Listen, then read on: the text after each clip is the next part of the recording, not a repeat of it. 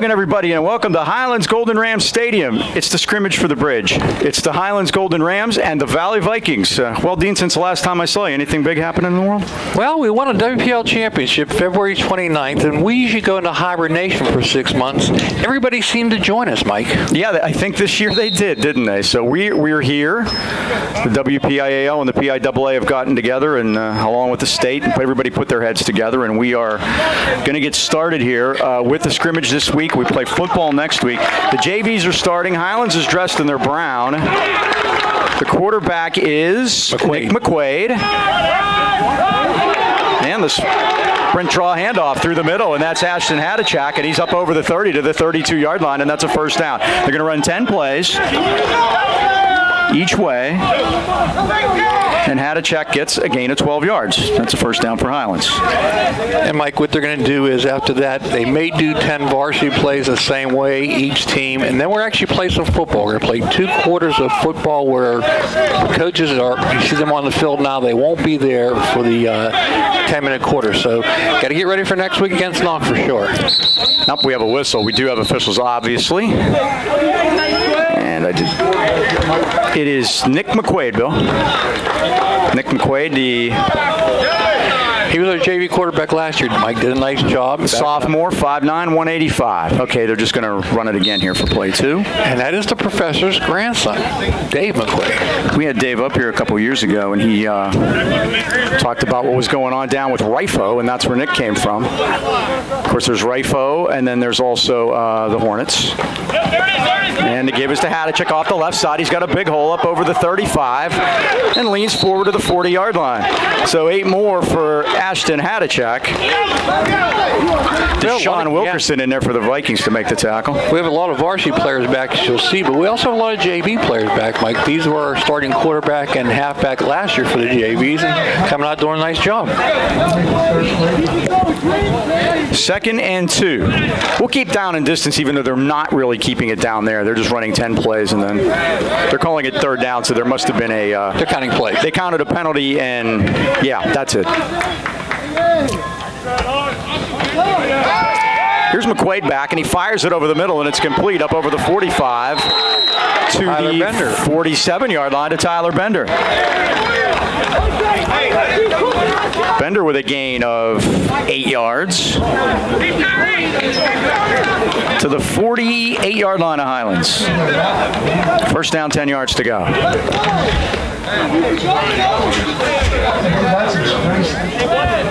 Play 4 of the 10 plays. Setback for the Rams now is Luke Bombowski, a freshman, number 33. Here's McQuaid to the near side of the field, and this is pulled in by Tyler Ology, and he's into Valley territory down to the 47-yard line. Moving nicely, Mike. Very much so. So that's a gain of 6. Nick McQuaid, 2 for 2.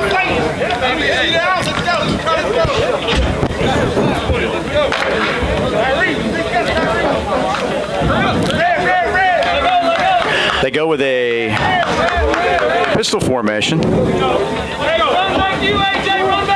And a give through the middle and busting through. Good yardage. It's Bombowski again. Luke Bombowski's carry down to the Valley 40-yard line. That's 6 more.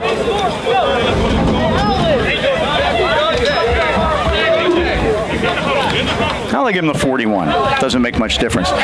This will be play 6 here.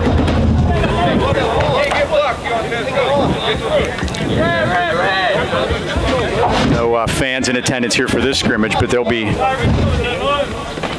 restrictions will be relaxed a little bit as Bombowski off the right side, and he's submarined beautifully over there by Alan Hauser for the Vikings. He got down low on him and knocked him off his feet. It's a loss on the play, back to the 43-yard line, a 2-yard loss. So the restrictions will be, but again, they're saying 250 people, which really isn't here in Allegheny County. It is, say, in Butler County next week, but you got to count the players, you got to count the bands, you got to count everybody else. I don't know how many people are going to get in, if any at all. It's going to be interesting, Mike, and there's a lot of legislation out there, so wait till tomorrow to see what happens. We'll talk about that later when we get a chance. Julian Saunders, freshman, is a single setback. And McQuaid's going to throw it deep down the sideline, and it is incomplete. His intended receiver was Tony Jones, and the pass was overthrown. Like the JV offensive line, the center is 56, Lucas Callan. The other offensive lineman, 75, Noah Leslie. 58 is Tyler Bisnick. 61 is Devin Withrop, and 51 is Cody Hubert.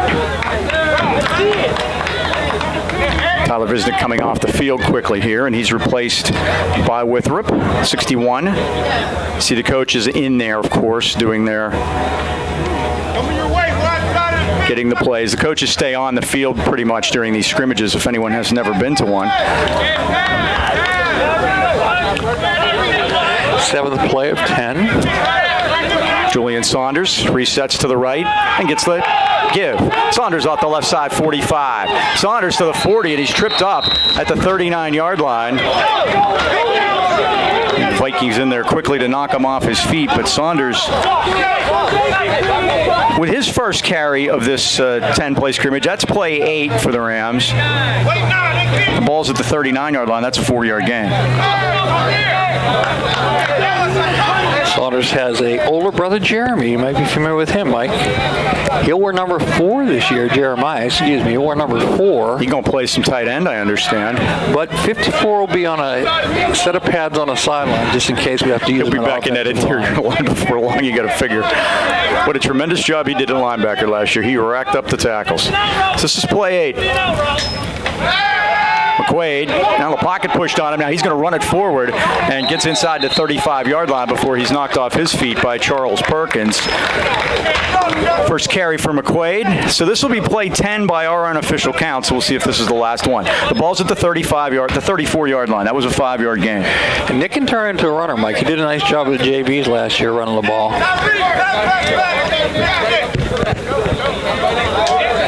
So we will check this one out. Big Richard Miller, 55, playing the nose for Muzzy Colosimo, the longtime head coach at Greensburg Central Catholic, and he's been at Valley for quite a while now also. Doubles as the AD. Speaking of long-time guys at Valley, Mike, there's Jeff Dunn over there, their manager. And hi to Jeff. He's got to be there 30 years himself. At the very least. So here we go. By my count, play 10. Now what? I think the Rams want to talk about it. They do. Gives us a chance to. You were discussing legislation earlier that there was legislation passed in the state house, veto-proof margin, to allow the individual school districts to set the policy on fans, no fans, how many. Yeah, Mike, and you made the point that the lowest local you can get to, that's who decides it. And right now, Allegheny County is the most local, but with this law passing, it would turn it over to the school districts who would supersede Allegheny County, and we could do what we want to. There's something called CDC guidelines. And here is McQuaid, and he's going to go deep. He's got a man down there. And he was interfered with hand-to-hand combat. A ton of contact on Jordan Tavares on the near side of the field. Tavares, the 6-foot freshman, tremendous basketball player and a tremendous athlete. And he toward the corner there, but he was bumped by the defensive back. And again, we're just getting some football in here. Don't worry too much about. Put a star by his name, Mike. In both sports. Yep, trust me. Football this year, he will be with the varsity, trust me. And he'll get some work. But yeah, so this legislation passes next week. Unfortunately, the Senate decided to go home on Friday instead of staying and passing it. Right, so they're going to take this up next week. The Senate will, and they'll need 66, 67, I think, to get their 2/3. That would be veto-proof. And then it would, if they pass it, it goes to the governor's desk, and he's got 10 days to make up his mind. He can sign it, which I don't think will happen. He can veto it, which would send it back, and then he'd have to vote again to try to get 2/3 to override the veto. Or he can just let it become law after 10 days. And that's the worst case scenario. You shouldn't do something. Either veto it or sign it, because like I said, that's 10 days. We have a game at Knock next week. How the weird thing about Knock is now we're all of a sudden were up in Butler County, who has an outstanding lawsuit against the governor, by the way, about the Parts-A-Rama fiasco. So that's another. So it's just become a mess. It used to be about football, but you have to balance the safety with the letting the kids play, and that's really what everybody's trying to get done.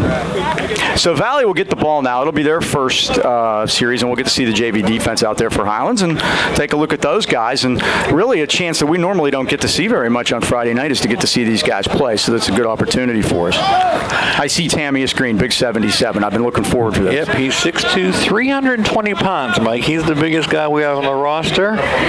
He transferred from Hurd, Texas, but Bill saying Atlanta. So from the south, how's that? South of the Mason-Dixon line. Manny Carson is the deep safety man for Highlands. He wears number 5. That's another guy to watch. Ooh, Vikings look like they moved early. So we will. We don't have a name for the quarterback here. So we're catch as catch can on the Valley kids. We had one of their players did a solid for us before the game and went down and got as many names and numbers as he could for us. And mainly he got their starting group. So we don't have a lot of these guys. Yeah, we apologize in advance on that, but we will focus on the Highlands defenders here for you. The big Tamius is down there on one knee. I also see 73 Logan Leslie. The Leslie twins have returned. They have, and they're doing a good job for us. They're going to play a lot of JV football this year, and hopefully we'll move into some of those spots next year. Mike, our offensive line, we're going to have Daniel Timmons and Daniel Timmons. So we're going to have to get some fill-ins. Lucas Callan is out there also in that Highlands defensive line. And the Rams are waiting for this one, and this is about a 5 or a 6 yard gain. Tony Jones came up from his linebacker spot to make the stop. Decent yardage on that play. That's a gain of about 6. Ashton Hadachek also in. Hadachek wears 14. We saw him carry the ball a few times last season, if you remember. I noticed not dressed today, Caleb White. He is not in football pants. So Mr. Stabile is removing a window. It's a first game for everybody. That's the good news. The bad news is try to get it back in. Yeah. There's the give off the left side. Good job of contained by the Rams, but the Vikings move ahead. They get a first down. Nice forward push before Dallas Price, number 6, is the ball carrier for the Valley Vikings, and the Rams are able to finally get him off his feet, but not till he gets up to the 35-yard line. And were this an actual game, that would be a first down for the Valley Vikings. Tyler Algie eventually brought him down. Penalty marker way back at the 21-yard line. So we'll get a look at this. Valley come over just 31 kids today. Highlands has 52. Official talking to Muzzy there. They're bringing it back to the 20, so that was obviously a penalty against the Valley Vikings.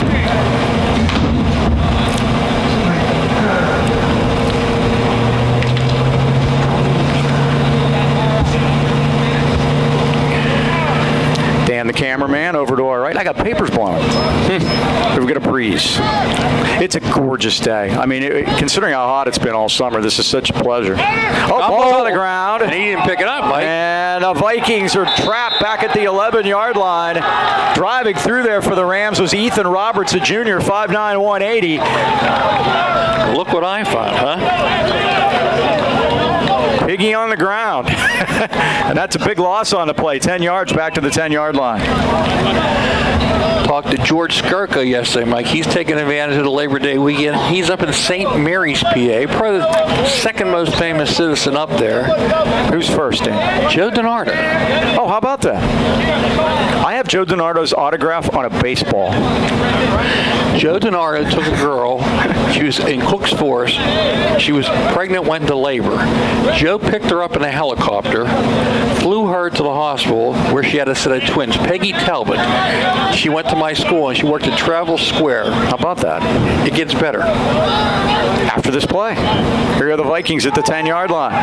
And now tripping and falling is the quarterback back at the 2-yard line, the 1-yard line. He's covered. The easiest sack that Julian Saunders will ever get. By the way, Julian's wearing 26 for So, Johnny, we've not forgotten you. Exactly. It's a big number to fill. It kind of is, isn't it? Also, Logan Leslie was there, too. But anyways, Mike, remember Channel 4's thing was always Action News is everywhere? Yes, it is. Well, they played that up. Every year they would come to these twins' birthday parties, and Joe would come to the birthday party, and they'd do the big Action News everywhere. Thank God Joe was in the area to take him in a helicopter. I told Peggy she saved a fortune on that helicopter trip, though, too. So now the Vikings back at the 2. They're going backwards. I have this as play 5. And the handoff off the left side, trying to get out of the end zone, and doing so. Ram lost a helmet.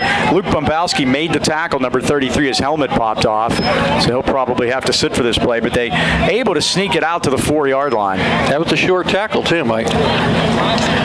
Here it comes. And here comes Luke. And Luke's been very active here in this game so far, number 33. He'll be replaced. A couple of Rams coming onto the field. This is Nick McQuaid coming out, I believe. Take some defensive snaps. Of course, Nick played the entire first series at quarterback for Highlands. We'll see Chandler Timmons later on.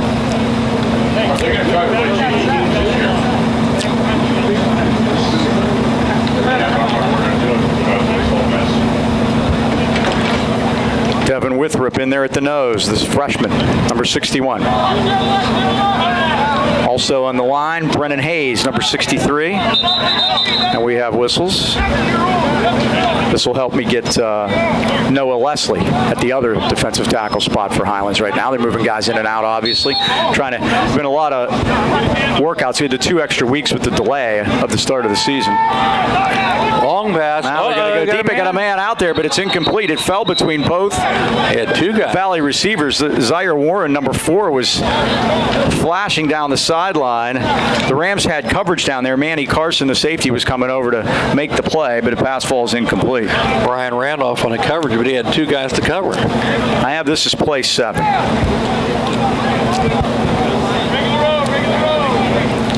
Get a look at the teams on your picture. Rams in white, the Vikings are in brown, and the Vikings are in all white. These 2 teams are supposed to play this week on the original schedule, I believe, and that's why this... That would have been our week 2 game. Week 0 we lost against University Prep, and supposed to have Burrow, right? Burrow will be next week, I think, at Burrow, if the field would have been ready. I took a picture of it a couple weeks ago. That's questionable. They're putting new turf in finally over there, and... But, you know, the WPL finally did what we've been begging them to do, set up local rivals. Everything was going to be great. And set them up early. And it all goes out the window. That was the only saving grace, Mike, in all this. We are starting later, but all the conference games are scheduled late. We didn't have this crazy week 9 non-conference. And that really helped. And what they did was they took the 3rd week out and took the last game of the season, which would have been at the very end of October, and moved it up to the 1st week. We were supposed to finish at Knock. We will start at Knock, and that leaves them an extra week at the end of the season for playoffs, postponements, things along those lines to make things up. There's still no. We don't know about playoffs. Ball's loose. That's a safety. It is. The Rams make the stop. It's at least a safety. Let's see who was in there for Highlands as they get up. Tyler Alges. Yeah, the sun is. The good news will bring him back to the 20-yard line for Valley. Yeah, that being back in the hole doesn't do you a whole lot of good. Talking about back on the truck, though, Mike. Good job by the Highlands. They had a couple of good runs. Yeah, their first 2 plays, they had a 6-yard run and a 9-yard run, and that was it. And they've gone backwards ever since. So good job by the Highlands JV defense here. You were mentioning playoffs, and the fact is we have no idea. We don't know. And the Whitfield said, Amy Schuneman, the new executive director, said what they want to do is that they're going to get together sometime into September, late in September, after things have got started, and we see if we can actually get this done. And then they're going to kind of try to make a decision. And they're also waiting on the PIAA because they haven't set any parameters for state playoffs yet. October 6th, Bill says, thanks, Bill, and Bill's on the committee. So that, they'll have some sort of an idea then. Pass over the middle. Tipped up into the air and incomplete. Rams had like 3 men there. I saw Ology get his fingers on the ball. Manny Carson, too, number 5. Put a star by his name, too, Mike. I think Manny's going to help the varsity out, too. Yeah, Manny's, that's a name. He is a 5'10", 155-pound We call this portion of the broadcast persons of interest. Yes.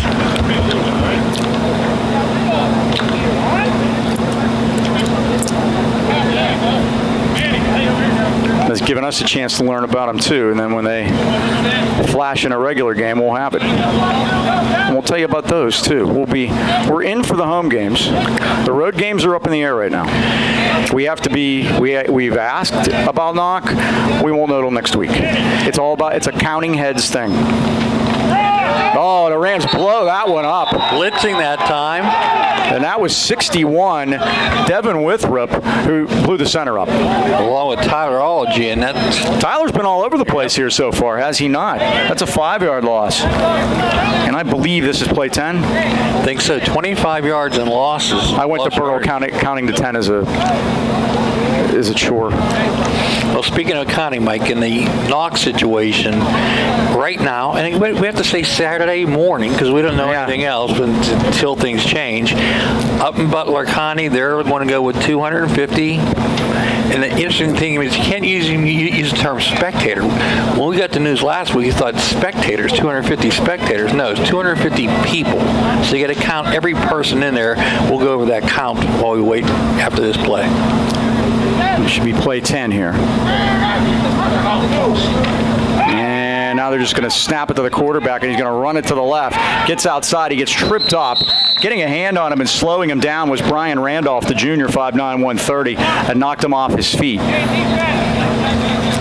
And that lost his balance, and he stumbled out of bounds at the 25-yard line. Now, again, we were given a preliminary how they're going to do this. They might do another 10 downs with the JVs. We're going to wait. Right, so we'll just stick it out and see. We got nowhere to be right now. Getting back to knock. Here's the count. It was on WTAV, by the way. There were 62 players and coaches. Kurt Reiser, the AD, up there. 84 band members. I always said when there's more band members than football players, you have a chance as the opponent. 15 cheerleaders. 6 officials, 1 PA announcer, 2 radio crew, that would be Scott Briggs, and 2 clock operators. That totals out to be 178. And so that's 22. That's 72 left, right? If it were tomorrow, and this was a situation, I believe Dom, our coach, would be presented with Girardi. Bring 72 people in your travel party. We're not going to let anybody in. And the question is, your travel party is everybody that comes. So who's going to make that travel party? We put our request in, but we know we're pretty low on that list. So. Apparently. But I did mention the fact that we would be able then to be the eyes of everybody who can't be there, because if no fans are there, how else would they see it? And selling this to knock, the idea is their fans will be able to see it. Don't forget, our games are going to be on YouTube. Every game be put on YouTube the next day, and Comcast are back on 8 p.m. every Tuesday night. Every game we're allowed to do will be there, and the local fans will see that. But everybody gets to see it on YouTube, so I think it should be a win-win. Here's a question that was brought to me yesterday, Mike. What happened to the pods? Yeah, the pods, the original thought was that they were going to do pods. You would have a pod would be one sideline, a pod would be the other sideline, a pod would be the players on the field, a pod would be the press box, and then a pod would also be a band sitting in the corner somewhere in the stands. But that sort of kind of disappeared when this latest order came from the governor last week, which I think almost made things more complicated. It's been, we spent the entire summer trying to figure out how to do this, and then the rules got changed a week before we're starting, and that kind of, now everybody's got to rethink it, get everything together, and decide who's necessary, who has to be there. Number one, the players, the coaches. That's the most important thing. So, but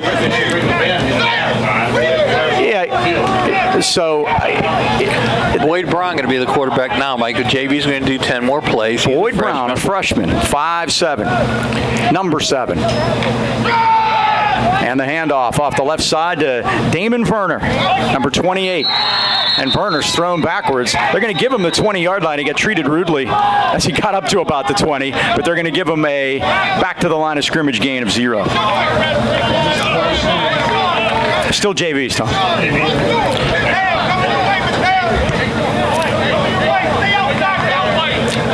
So again, we're waiting word.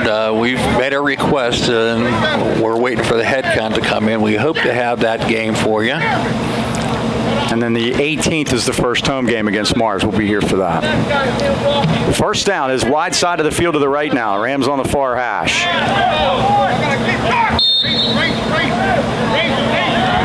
Brown, the quarterback.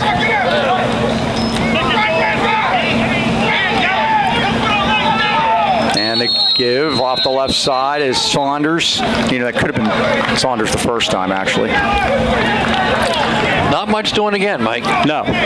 Saunders, 3-yard loss to the 17-yard line. Well, I gave you the numbers before. 31 Valley players, 52 Highlands players. This is kind of when it hurts you because you're down to your last 12, and they don't have a last 12. Yeah. The same 12 that 11 Muzz had out there the last time. Yeah. Now, Muzzy's had numbers, you know, coach at a Catholic school for such a long time. You're not blessed with the same kind of numbers, and he was in Class A and Double A down at Greensburg Central.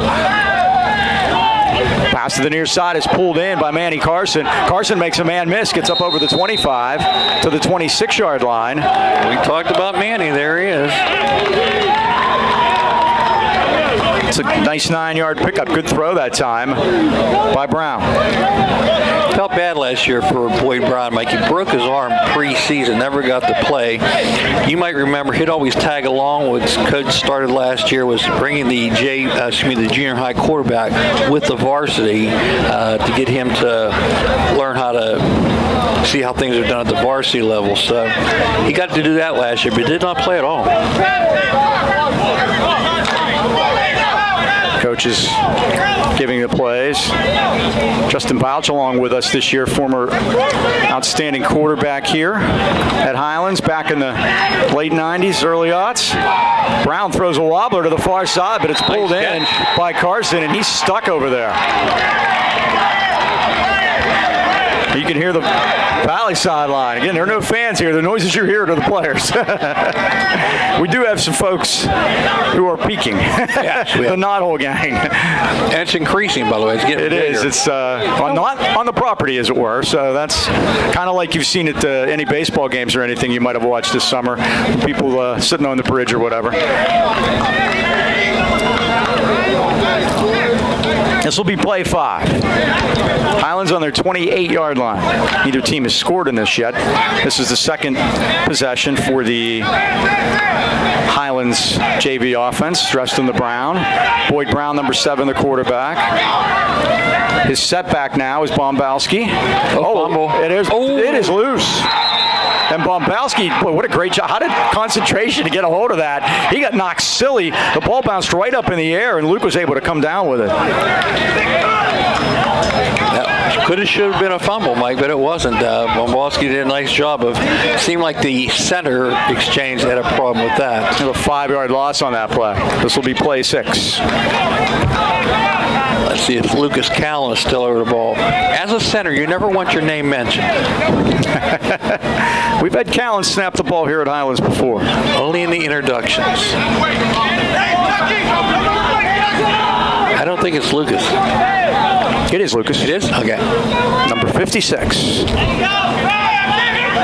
In motion is Matt Danielson, number 44. And Brown is back. Here they come from behind. He fires it out here to the near side. It's caught. This is Ology. Ology breaks a tackle and gets it out to the 30-yard line.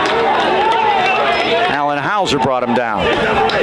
Again, we're throwing Valley names in, only the ones we have. Like we were seeing out of Boyd Brown here early, Mike. That's a 7-yard pickup. Bill and Tom are telling Fran Rogel stories. There's nobody quite like Fran Rogel. You knew him well. Very well. Product days, yep. He was at my mother and father's wedding. The wedding gift was 2 tickets to a Steeler game, and when you turned them over, it said complimentary. My uncle, Ed Culleton, used to go out to his farm and do work. I used to sell corn for him. He'd take us up there, and we would ride cows. That was a big thing, riding a cow. Can't say ever did. That's a false start on the center. They didn't call it. Tom got it too. They gave us to Ashton Hadachek up over the 30 to the 32, the 33-yard line. Lucas gave a little jerk there. That might have got called on Friday night. But that's what this is for, kids. These are the kind of stuff you're going to see in the first Steeler game because they haven't even had one of these. It's going to be interesting. Sloppy. But there are going to be so many injuries that first weekend, I'm afraid. Tom, don't you think? I mean, seriously, just the fact that the speed that you got to get up to play a real game, and then it's just not going to be. You got to worry. So they have extra practice squad this year, and they're going to need it, I think. Play number 8. And a pass out here was on target by Brown, and it's off the fingertips of Matt Danielson, the freshman. This will be play 9. Boyd Brown was 3 for 3 up before that incompletion. Yeah, that's his first incompletion. I had McQuaid at 2 for 2. These are high. He threw that one incomplete to Jordan at the end. Okay. Oh yeah, that's right. Yeah, that was the second one I had. We had 2 for 4. I'm sorry. Okay. 2 for 4. 2 and it's the first game for us too. Yeah, we always say on Friday nights they're highly unofficial. They're really highly unofficial right now. See the varsity on the sideline, like they're getting a little itchy. They're getting ready to go, yeah, and we'll have some football. Brown had trouble with it. Now he's going to find a crease. Zigging a zag up over the 35. Boy, he made something out of nothing there. Up to the 37-yard line. He stuck that shoulder in there, Mike, that he had arm broken on. Here's the other thing, Dean. You wonder about Valley with their numbers being so low. You wonder how many non-JV guys are actually out there right now. Yeah. So I have this as play 10, guys. This is the 37-yard line. That was a 5-yard gain by Brown. Then again, according to our format, it's going to go one of 2 ways, Mike. The varsity will do the same thing, 10-10 plays, or we'll go right to the... Well, Valley gets the ball one more time, too. Yes, 2 10-minute quarters, right.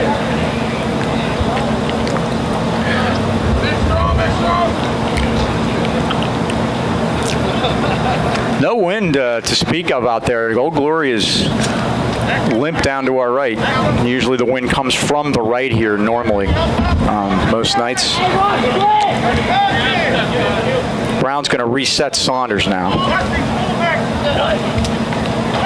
He's going to pump it, looking, throws it, incomplete. You know what? He did a good job there. That was well covered by Valley. Ology was the intended receiver, and Brown just threw it where nobody could get it, make sure it's incomplete, protect the football. Good job by him. So I think that might be play 10, so I think Valley might get their turn now. Mike, 2020, what a year. But it's our 20th anniversary. 20 years we're doing this. 20s. And again, when we get the games officially started, hopefully next week at NOC, a lot of our sponsors are going to be joining us for the 20th year. I just want to mention people that said they're going to be on board this year with us. Highland Tire, the Boucher Agency, and not only are they doing nationwide, Mike, they're going to do all states. So we're going to move to independent on us, huh? We're going to be in good hands, and they're still going to be on our side. That's good. Anchor in, the Lakina. What are you, Don Draper over there? Wireless Zone, B&J Sports, Brian Nee at B&E Home Renovations, Phoenix Rehab.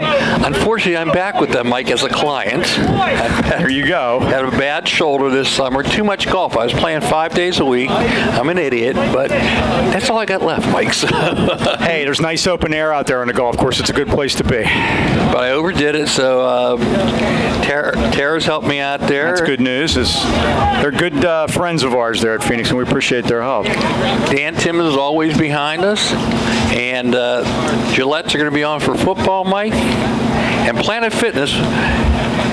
With Russ now. Russ running the show at Planet Fitness. Connection there, and we'll be telling the folks about how the extra efforts they're going to keep the gym clean and all those things. Exactly.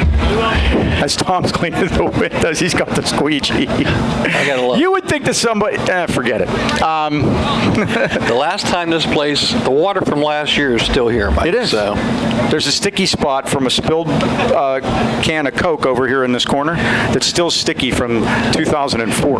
Let's hope it's a can of Coke. Yeah. Valley's going to go on off. They're on the 20-yard line. Here they go. They'll get their 10 plays, and then we'll move over to the varsity kids here as we are underway at a scrimmage at Highlands. We thank everyone for joining us on YouTube, a chance to see it. This is unusual. We don't normally get to do this. And Coach Tom Girardi, with his blessing, said go ahead and show it, and we appreciate that because people not having a chance to come see it. So yeah, Mike, and the fact that we're only going to play is going to be 7 or 8 games.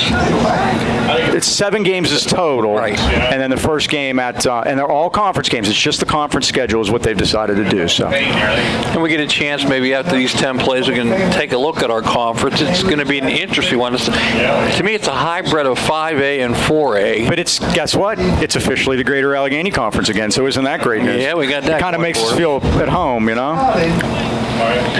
Again, it's interesting, too. We start off with our last week opponent, which they try to make all the rivals, Mike. So we're going to start with Knock, which is our natural rival in the Greater Allegheny Conference. What about Jonathan? He was the Pac-12. Pac-12 there. Okay, the Valley quarterback is number 6. We have that as Dallas Price. That's where we're going. And the give, that's Xavier Wilson off the right side, up over the 20 to the 25-yard line. They started off quick the last time. Is that 67? That is 67 for the Rams. Roman Viverito, the sophomore. We have some brothers this year, Mike. Roman and Xander Viverito, and we got the Leslies, Logan and Noah. The Ciencos have graduated, correct? Yes, in fact. That was an in for you there. Guess who's working at Phoenix Rehab? Renee Sabola, right. Who was dating one of the Ciencos. She unfortunately tore her ACL in her college career. So I guess she's in a good place for it, though. Yep. Renee was a player here for the Lady Rams, of course. Did her games. She was a 4-year starter, Mike. Daniel Timmons is pacing the sidelines. They were down there. He's antsy. Yeah. Yep. Play 2 for the Vikings. 2nd and 5. And Price is back.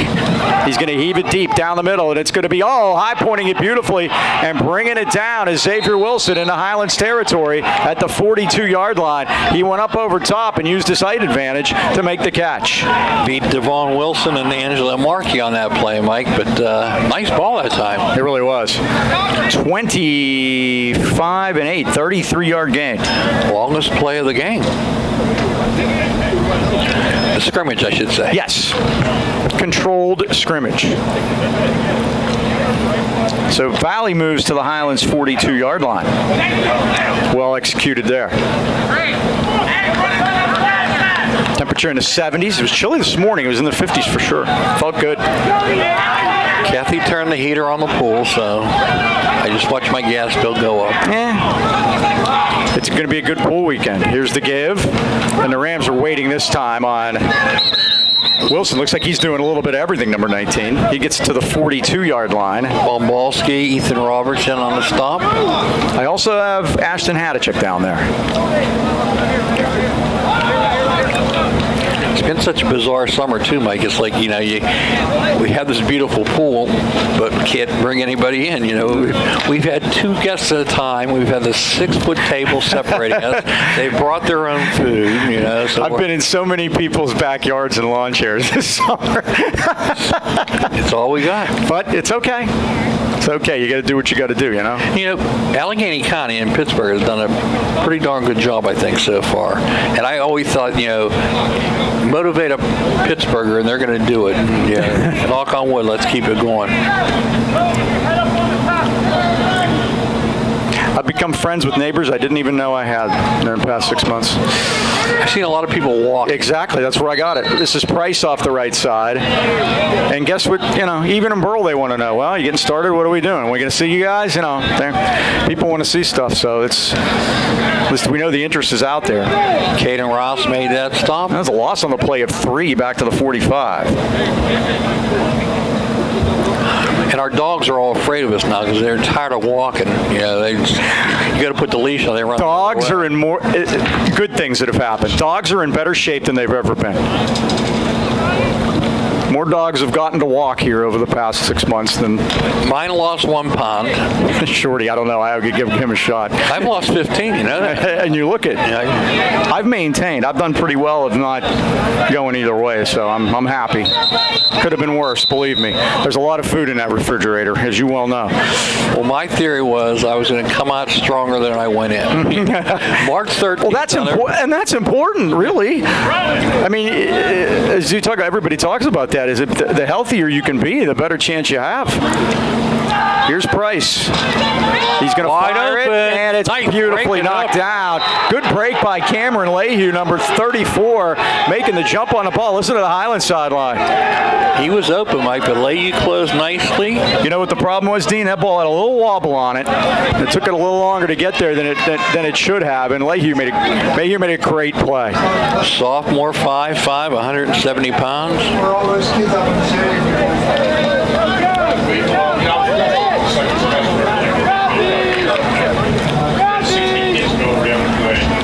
So this will be play 6. Chandler Timmons playing catch with DJ Loveland down in front of us. DJ's going to move up to that number 1 spot with Johnny at his graduation. And DJ's tremendous. Big year last year, Mike. 23 catches, 348 yards. Averaged 15.1 a catch.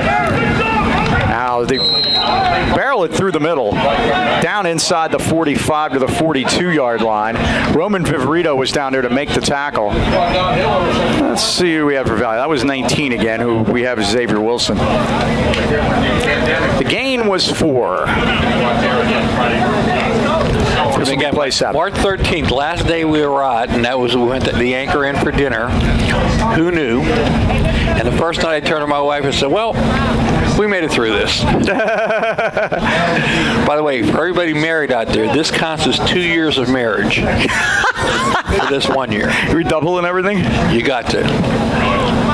And the other thing I said, unfortunately, the stupidest people in America are going to have to protect us. We've seen a lot of stupidity out there, so hopefully everybody bears down.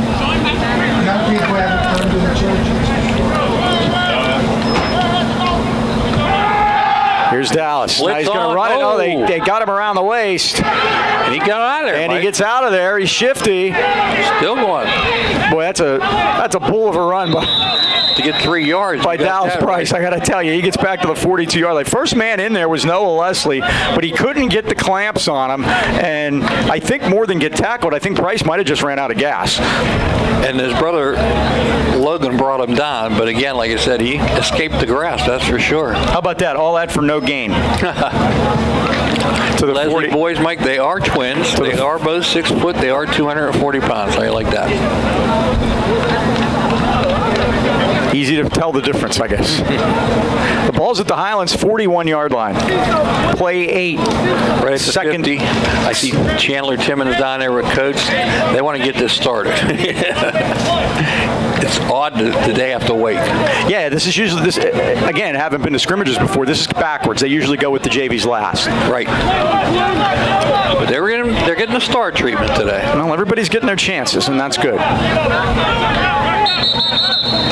It's like a good old-fashioned preseason game for us. The only thing we're missing is Bob Pompiani reading a promo for the CW.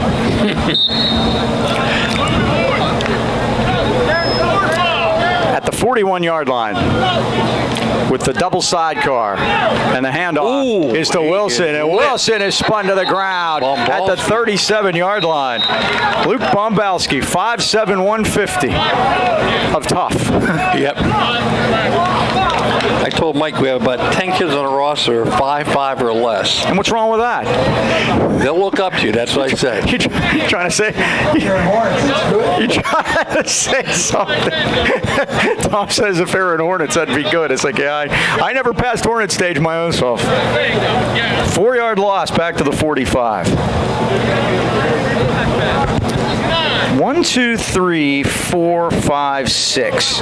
Of the 18 plays Valley have run, 6 of them have gone for losses for the Highlands defense. It's a credit to the JV defense. So here we go at the 45-yard line.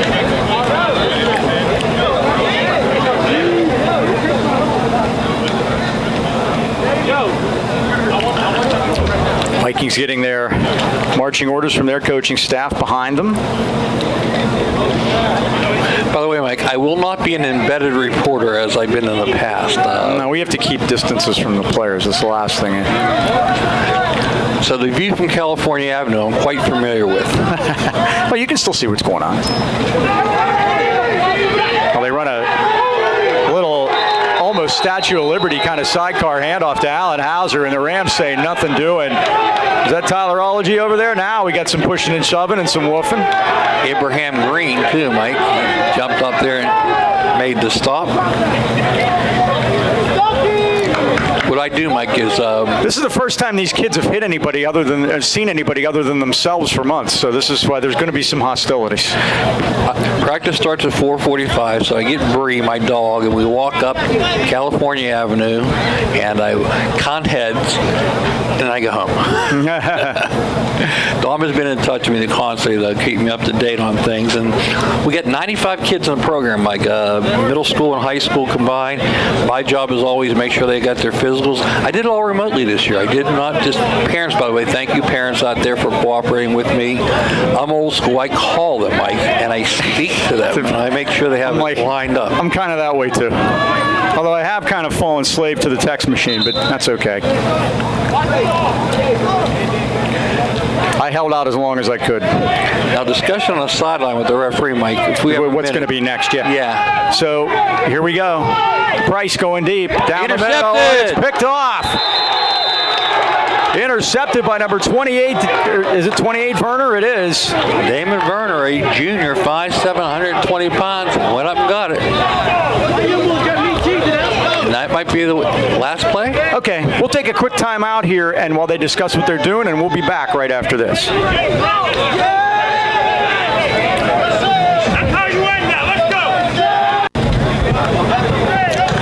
Welcome back to Highlands. It looks like the Rams are going to go first with the varsity. This looks like it's going to be the 10-10. Yep, just going to loosen up, Mike. Then we'll have a little 10-minute quarter action after that. So here we go. The Rams will move right to left, play one from their 20-yard line. Chandler Timmons, volume 2, Mike. Only a sophomore. Seems like he's been around forever because before he played last year, he was our cameraman for a while. That's correct. A couple years. He averaged 16.2 yards of completion last year, 11 touchdowns. Get this, Mike, 1,363 yards, 49% completion rate, 84 for 170. DJ Loveland, Elijah Coleman, and Drake Burford are the three receivers. And it's DJ to the 25, to the 26-yard line. Loveland with a good gain of 7, and he's brought down by Wilson. And we'll see a lot of that combination this year. 2nd and 3 if we were going with those numbers. But Mike, he is the 3rd all-time leading freshman passer in WPIAL history. Which is pretty amazing if you think about it. We had a 10-game season, didn't make the playoffs, remember? Luke Getz, remember him from Still Valley? Yes, sir. Went to Pitt and then to IUP. Number 1, and the starter at South Allegheny, name escapes me, he's number 2. Short pocket pass over the middle. Oh, and Loveland is lit up and hit hard by Caden Quinn. But DJ, as is his want, pops right back up at the 38-yard line. Stay with that one, Mike. It's an 11-yard pickup.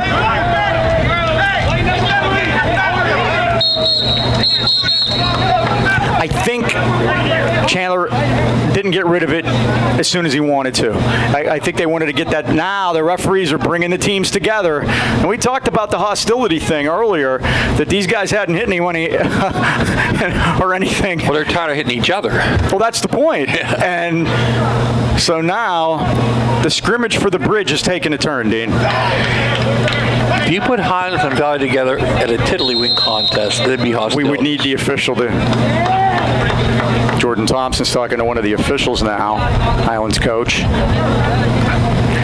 Didn't get the officials' names today, Mike, and some are wearing masks, some aren't. And the ref has gloves on, and he's got his hands on the ball a lot, as does the umpire. So those are most of the other guys do not, but the guys that are handling the ball do. Jeremiah Saunders is set up as a wingback to the right. Timmons fires it too far out there for DJ. They were just a little bit off on their timing there.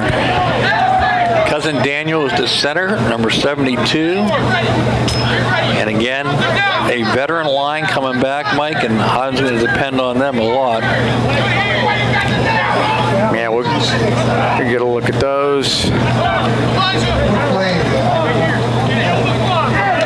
We have Kyron Long at the left guard and Joaquim Roman. Joaquim getting a lot of Division I interest, Mike. I'm sorry, 55 is Tyrus Kerr at the right. This is White. Penalty marker. The flag is down. White up over the 45 to the 47-yard line. Yeah, Tyrus Kerr. And then Joaquim's playing the right tackle position. And then I also see Jeremiah Nelson's playing the right guard. So Tyrus Kerr is going to be the guy that's going to allow Jeremiah Saunders to play. Slide out and play some H-back for us. And he's a tough kid, so, and good news about Tyrus. At 6 foot, 205 pounds, he can handle that guard position. Okay, so what's the... They say it's a holding call against the Rams? That's what I thought, Mike.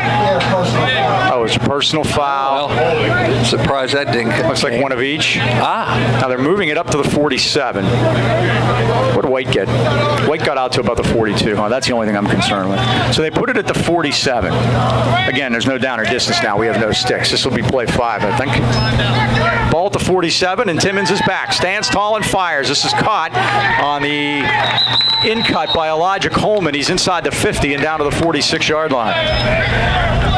Elijah left a little early that time, Mike, but... Yeah, we've seen a few of those today, and it's a good job by the referees of not being too much sticklers on it because you really want to try to keep things moving. This is going to be play 6. That was a 7-yard gain. Valley will get 10 plays after this, and then I think we'll have a little mini game breakout.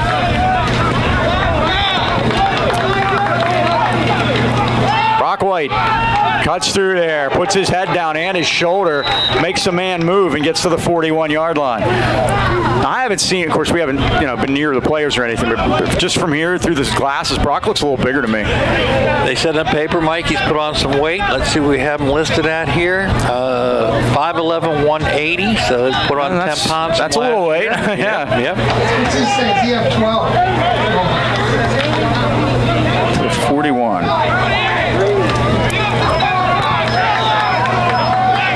Brock, 809 yards last year, Mike, 7 touchdowns, average 4.8 a carry. Okay, we have whistles here. What do we have? I see Colosimo standing back behind the Highlands kids. You know, Mike, we have 8 back on offense, 8 back on defense. So, again, a lot of experience. Yeah, this has the chance to be a pretty good team. Timmons is back. He looks. He throws it, and it's caught. Brock White quickly brought to the ground inside the 40 at the 38-yard line. It's a gain of 3. Chandler 4 for 5. The Valley kids are very enthusiastic over there, Mike. Good. Valley's classification beneath Highlands. Or just 2. They're down to triple, I think. Highlands stayed in 4, but a lot of people moved out and a lot of people moved in. And like the dean said, we're basically back to the old Greater Allegheny. It is the old Greater Allegheny Conference. It even has the name. Kind of like being back home. Timmons throws, it's tipped and it's incomplete. His intended receiver was Loveland, but there were 3 defenders. How about Big 76 back there for Valley? Tyrese Wendell. It's like, that was, you talk about dropping a lineman back into zone coverage. He's a big guy. This is play 9. What's he signaling? He's signaling 10. This could either be 9 or 10. That's the... And the pass is complete to the near side of the field. That's Landon Signorella inside the 35 to the 32-yard line. Landon, a holder of a new kicker this year, too, as Cam Riegert has been brought in from soccer and basketball to help us. He's working hard, too, Mike. Freshman. Boucher is very happy with him. Personal foul Highlands and negate that play.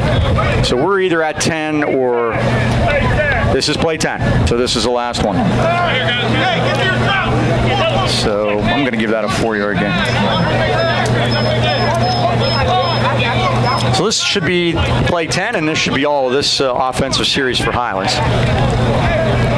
It's interesting to see how teams run this play in scrimmages. Do you try for a touchdown and do it as a Hail Mary, just run a play? White is a sidecar. We got 4 out there, Mike, so it looks like they're going to go deep here. And Timmons is going to throw it underneath the White.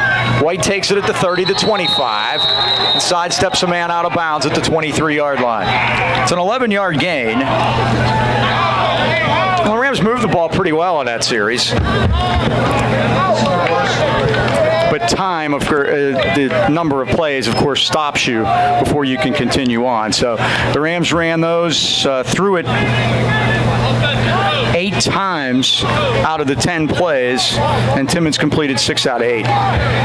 Mike, you mentioned a great early game conference. I call it the hybrid conference. Knock is back with us, but teams have come down from 5A to join us, and that is Mars, Greensburg, Hampton, Plum, Armstrong. Was Indiana 5A last year? I believe they were. So, Mike, they're coming back. Yeah. And you said how many teams of those made the playoffs last year? Good look at the Valley Vikings. Only Greensburg made the playoffs, Greensburg and Mars. But again, so Highlands and Knock are the only teams that were in 4A last year in our conference. So Mars, Greensburg, Hampton, Plum, Armstrong, and Indiana, they're playing down a level.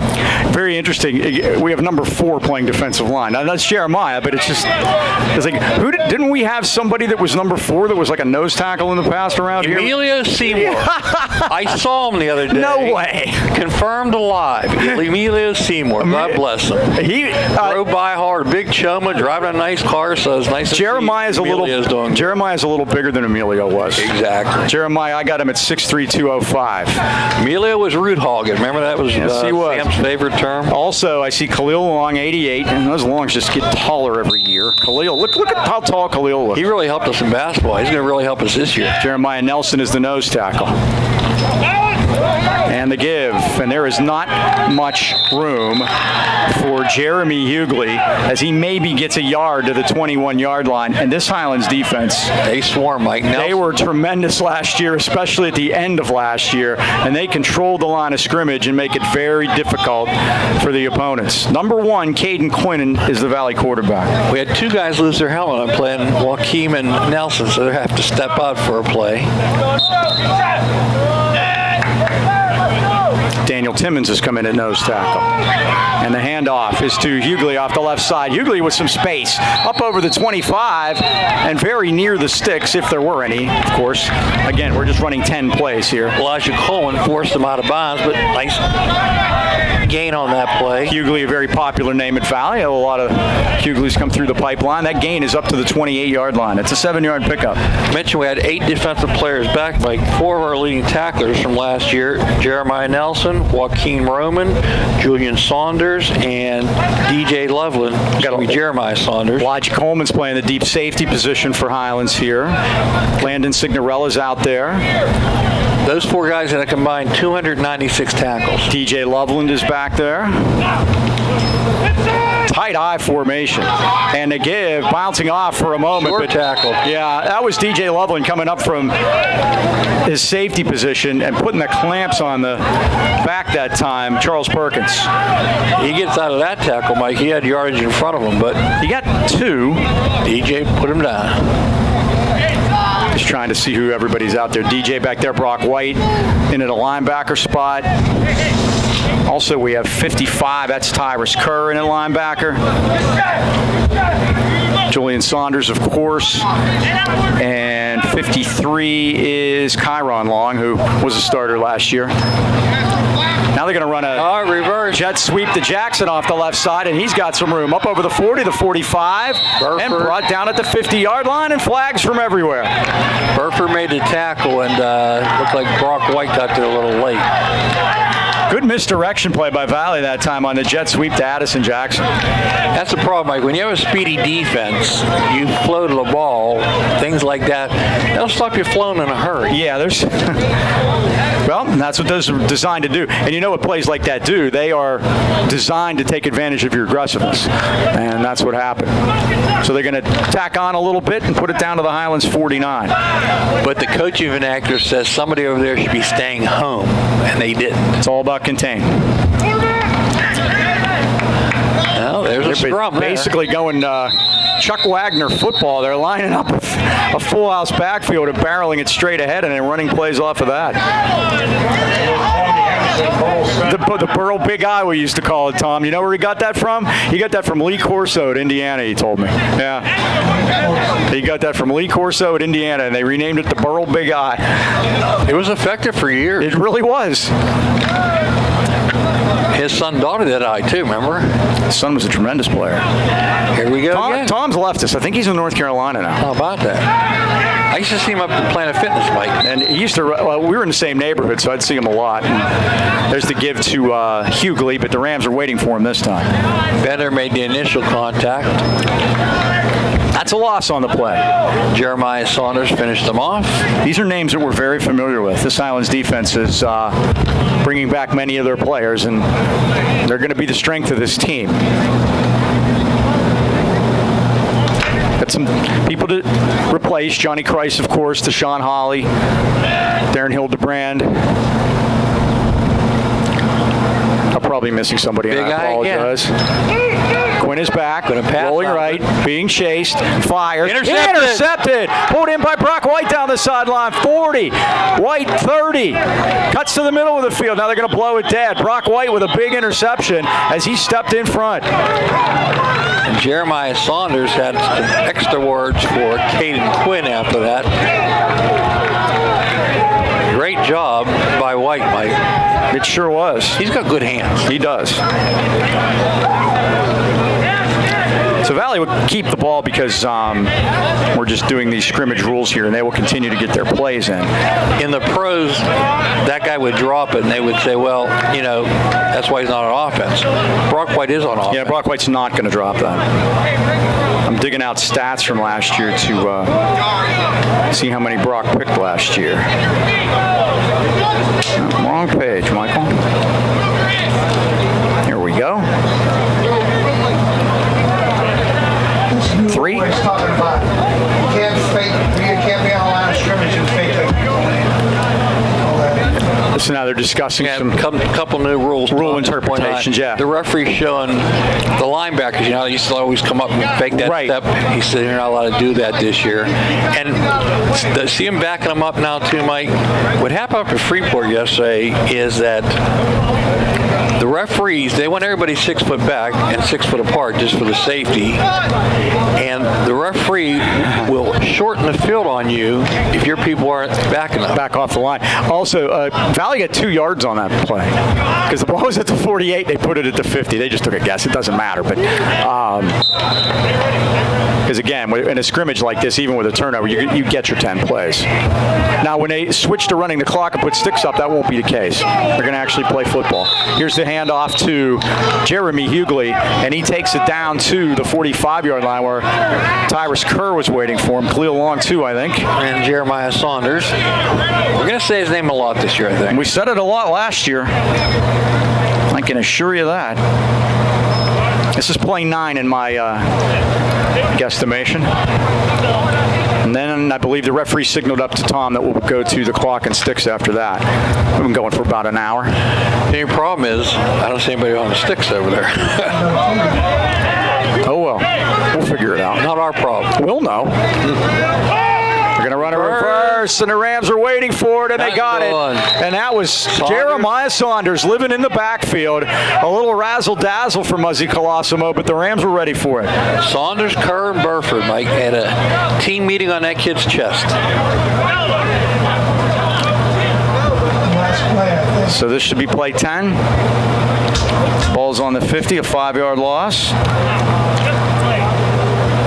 And the Vikings had one really good play in this series, and that was on the jet sweep that they had when Jackson ran for 20 yards. But really, other than that, the Rams' defense has been strong here. And the Vikings have not completed a pass. They only threw one time, and the pass was intercepted.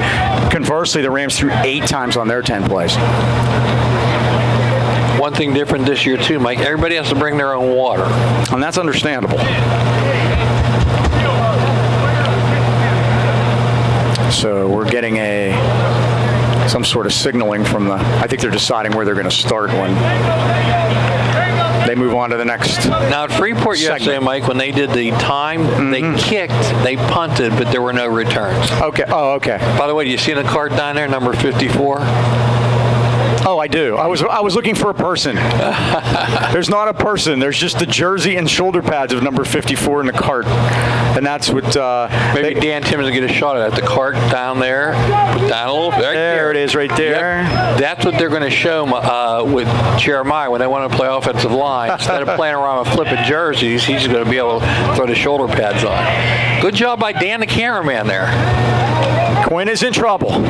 He's in big trouble, and he's down at the 45-yard line. I think Khalil Long might have got a shoelace and was the man that knocked him off his feet. Get credit for it if we were keeping track of sacks. And that could have been play number 10. I believe it was, but we'll see. We could be wrong on those, and that's understandable. We're just kind of flying by the seats of our pants ourselves here. There's a baseball game going over on the baseball field. There are a lot of people over there. Yeah. And that's the crazy thing with all these rules, Mike. There's people, they're outside the fence watching. But AU and youth football, they're allowed to attend games. Now, what's interesting here, RIFO uses our stadium, but the district won't let them have anybody in. So they've gone to the old Hornets field. Looks like a Trump rally. And they're packing them in. I think that's it, Mike. Now we're going to go to some kind of... All right, we're going to do that. So let's take a quick break, and we'll be back with more right after this.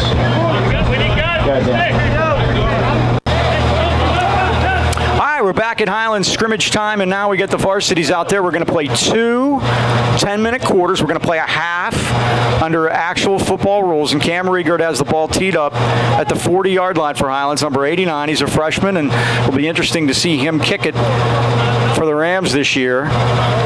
Back deep for Valley, Zane Warren on the near side of the field. And Elijah Murray to the far side. Here's Cam kicking it. And that's all they're going to have. It's just, we kick it. Yep. And then we're going to start 1st and 10. We can squib it down to the 15 and make it bounce a couple of times. That's what you want out of your kicker, and he did his job there. Again, only a freshman. Hopefully we're going to get to see him kick a couple extra points here today. Yeah. I was going to say a field goal, but I like what you think better. So Valley will start 1st and 10 at their own 20. They'll move right to left. Thanks everybody for joining us today, and we appreciate you being here, and we appreciate being able to bring it to you for everybody that can't be here to see it, and it's our pleasure. Yep, as we celebrate our 20 years, Mike, this is even more important now for what we do and why we do it. A lot of schools don't have this. I know everybody appreciates it, and we're glad to do it for you. Will the Vikings go from the big guys as they did in their previous 10-play series? The quarterback is Caden Quinn, number 1. I formation. And the handoff is to Hughley off the right side, and the Rams are waiting for him as he gets up over the 20, maybe 2 yards to the 22-yard line. Khalil Long in on that tackle. 2nd down and 8 for Valley at the 22. Again, they're going to play 10-minute quarters and play a half. 2 10-minute quarters in regular game situations. 2 10-minute quarters. Tyler Bender is out there, number 43. Did good work for the Rams last year as a freshman. He's playing a defensive line here. Now they fall down on the handoff, and the Rams are there. And busting through the middle was Saunders and taking the running back off his feet. Looks a little shook up there, Mike. Caden Quinn had trouble coming out. I think maybe the center of the guard came back and stepped on him. Do you think? Happens a lot. high school, we had our pulling guard hated our quarterback. So every chance of practice, he'd whack him. 3rd down and 11 at the 19-yard line. Mentioned Franny Ruggles. He loved that pulling guard. Now Quinn going back and giving Hughley instructions. Perkins in motion. And the give is to Hughley, and the Rams say no. Coming again. And that was Jeremiah Nelson busting through and busting that play up, big number 50 at 5'10", 275. And he gave the no-go signal, the no-good signal on that one. And that's going to make it 4th down, back at the 15-yard line. Now, I believe they'll punt, but it won't be returned. So where would they hand the ball back, or would the Rams just start it there, just where it changed possession? Yeah, exactly. Well, no, I think what's going to happen is they just give it to the 20? Yeah. No, I think wherever's blown dead. See what I'm saying? Elijah Coleman, the junior, goes back to receive. He wears number 3. He should not be able to return it. Practice fair catches. Sun is a factor. This is 21. Who we have is Dylan Gentile. Now they had a problem, and Valley's going to need to call a timeout. And they do. 7:50 to go here in the first quarter. Highlands and Valley scoreless. Dan, the cameraman, let's take a quick timeout. We'll be right back. All right, so the Vikings will punt it now, as Gentile is back there to punt it for the Vikings. And again, Elijah Coleman is the Rams' deep man. High snap. Got to be in pressure there, Mike. Pick it up and kick it. We'll let you do it. They gonna do it again? Oh, okay. Let's do it again. That's nice. Again, it's practice, kids. It had been under some heat, though. Jordan Thompson's giving the safety sign. Special teams coaches, you know. Good That's snap better. this time. And the boot is away. That's a good punt. They blow the whistle. Saunders comes up and makes the catch at the 40-yard line. So if that's where they give him, and I think it is, Highlands should have good field position then. 1st and 10 for Highlands. 7:35 left here in the first, we'll call it the first half. Yep. And there's no score. That was Elijah Coleman. Elijah Coleman. If Saunders is taking punts, then he does do everything. That's for sure. So they're going to put the ball at the 40-yard line? Yep. At the 7:35 mark. Now let's just take it deep for the first play and score a touchdown. What do you think? Daniel Timmons out over the football. 1st down, Highlands. Timmons, Nelson, Roman on the right side of that offensive line. Kyron Long. And Kerr on the left side. And now we have another whistle. Does Valley with another timeout? They had 12 players. And that could be an issue. So the Vikings will call their second timeout. If they give them 3, they're going to run through them fast, eh? All right, Mike, just previewing our conference. Yeah, let's do that. Mars, and they're the favorite early on. They had the preseason player of the year, kid named Touchdown Teddy Ruffner, 5'11", 185, 1,900 yards last year. And we know one thing about Mars. Scott Heinauer loves to run that football. He is the all-time winningest coach in Butler County history. 28-plus years there. He has 5 back on offense, 5 back on defense. Our opponent, Knock, next week, they're kind of in a rebuilding year. They lost Matt Goodland. He was their leading rusher, 1,000 yards per season. How about them? They won their first 5 and then lost 4 of their last 5 and didn't make the playoffs. Yep, they were 5-2 at one time. 5-0. 5-0. They got hurt. Goodland got hurt, and then remember, I saw all their games. They played the team before we did. Here's the handoff. And this is White dancing through the middle. White carries a man with him inside the 35 and down to the 32-yard line. It's an 8-yard gain. They're going to bring Keith Washington. Like he was the second leading rusher. Here's how thin they are. They don't know if he's going to play running back or quarterback. He got hurt too. I mean, they really got decimated. 2nd down and 2. Highlands at the Valley 32-yard line. Coach Mowry's in his second year there. He's going to bring back 6 on offense and 5 on defense. He, of course, played at Knock and played for Mike King. Here's White. Outside to the right with some room. Delivers the blow and takes it down to the 20-yard line. Wow. I'm surprised he didn't get flagged. Remember when Braden got flagged in the scrimmage? Yes. That was the greatest. So our quarterback hits people too hard. First down. First down Highlands on the Valley 20-yard line. It's a 12-yard gain for Brock White. Before the Haas of highlights, Mike, he did make it onto YouTube. They clipped that out and they said, "Who says quarterbacks can't hit?" That was something, remember? Oh, yeah. Somebody started out to the left and decided to cut it back right. Right and laid that kid out. Timmons fires, and it was tipped, and it's incomplete. Somebody got a hand on it on the Valley defensive line. It was intended for Coleman, but it was batted out of the way, incomplete. Remember, there's no play limit on these series now. We're just playing football. 6:24 left of the first half.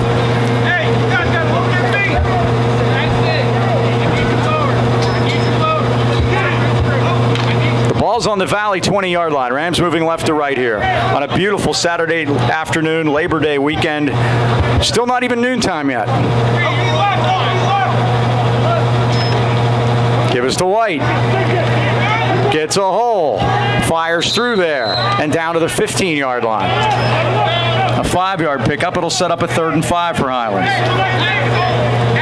He was really reading those holes too, Mike. He's just taking his time, seeing what they're giving him, and picking up positive yards every play. 3rd down and 5 here. Interesting situation with the Gold Rams put it in the air. And if they don't make it, well, we see Cam try a field goal.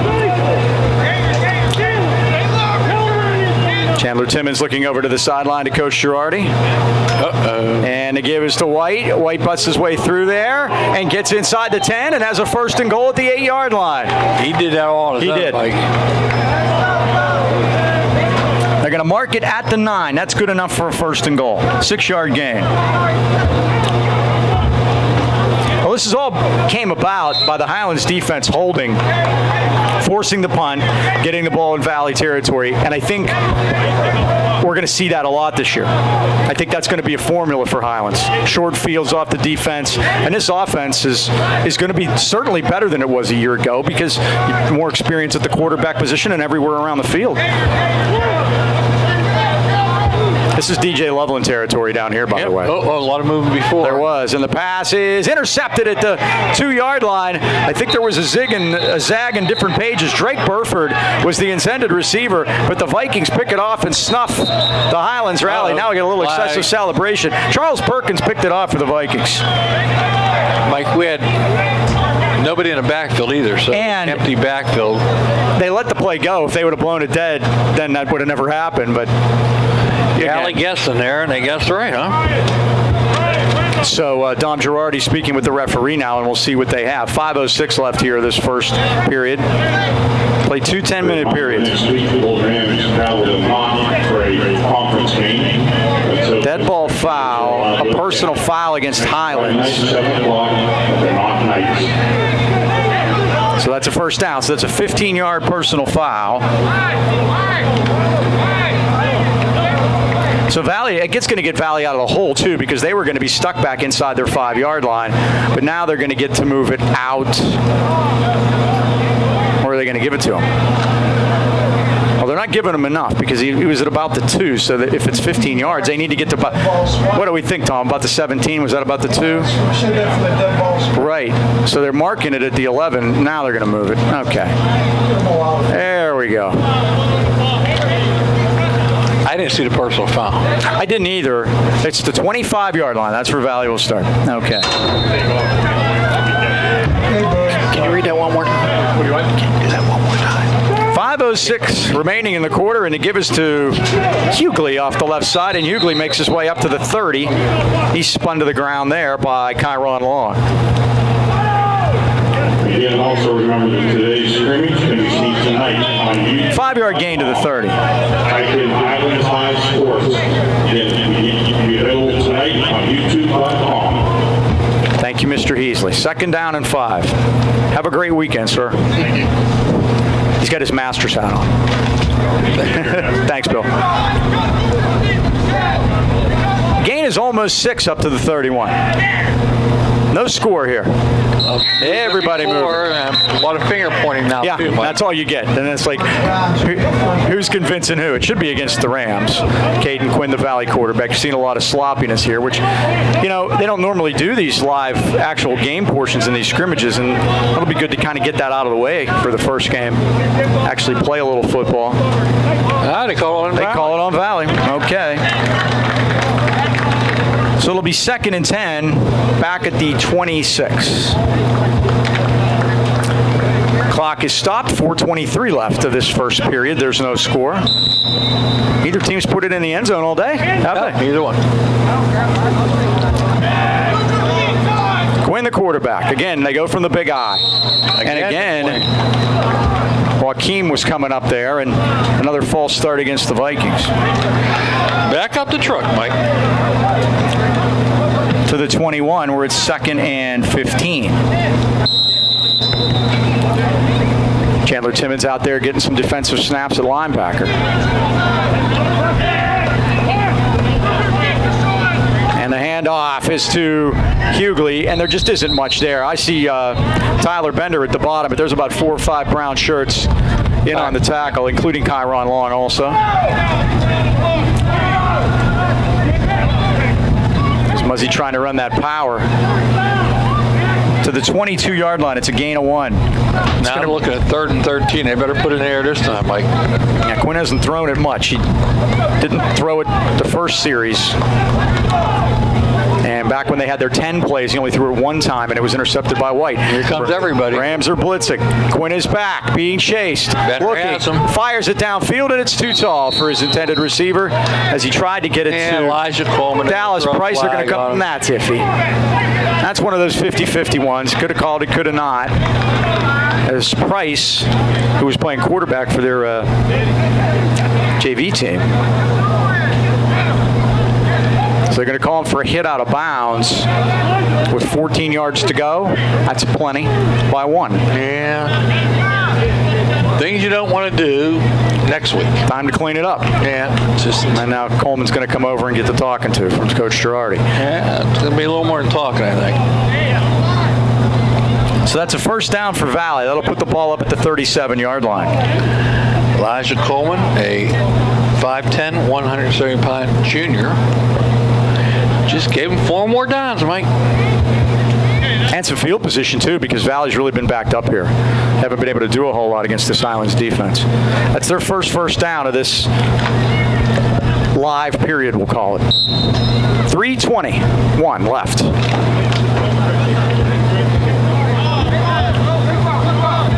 You got to dig Quinn's orange shoes. Easy to find him. They give it to the first man. The fullback up to the 39-yard line. He's enveloped there. Can't tell who he is because he's enveloped. 55, Tyrus Kerr in on the tackle. I think it was Perkins that ran that one. The gain is 2. Surprised Chandler's out there on defense, Mike.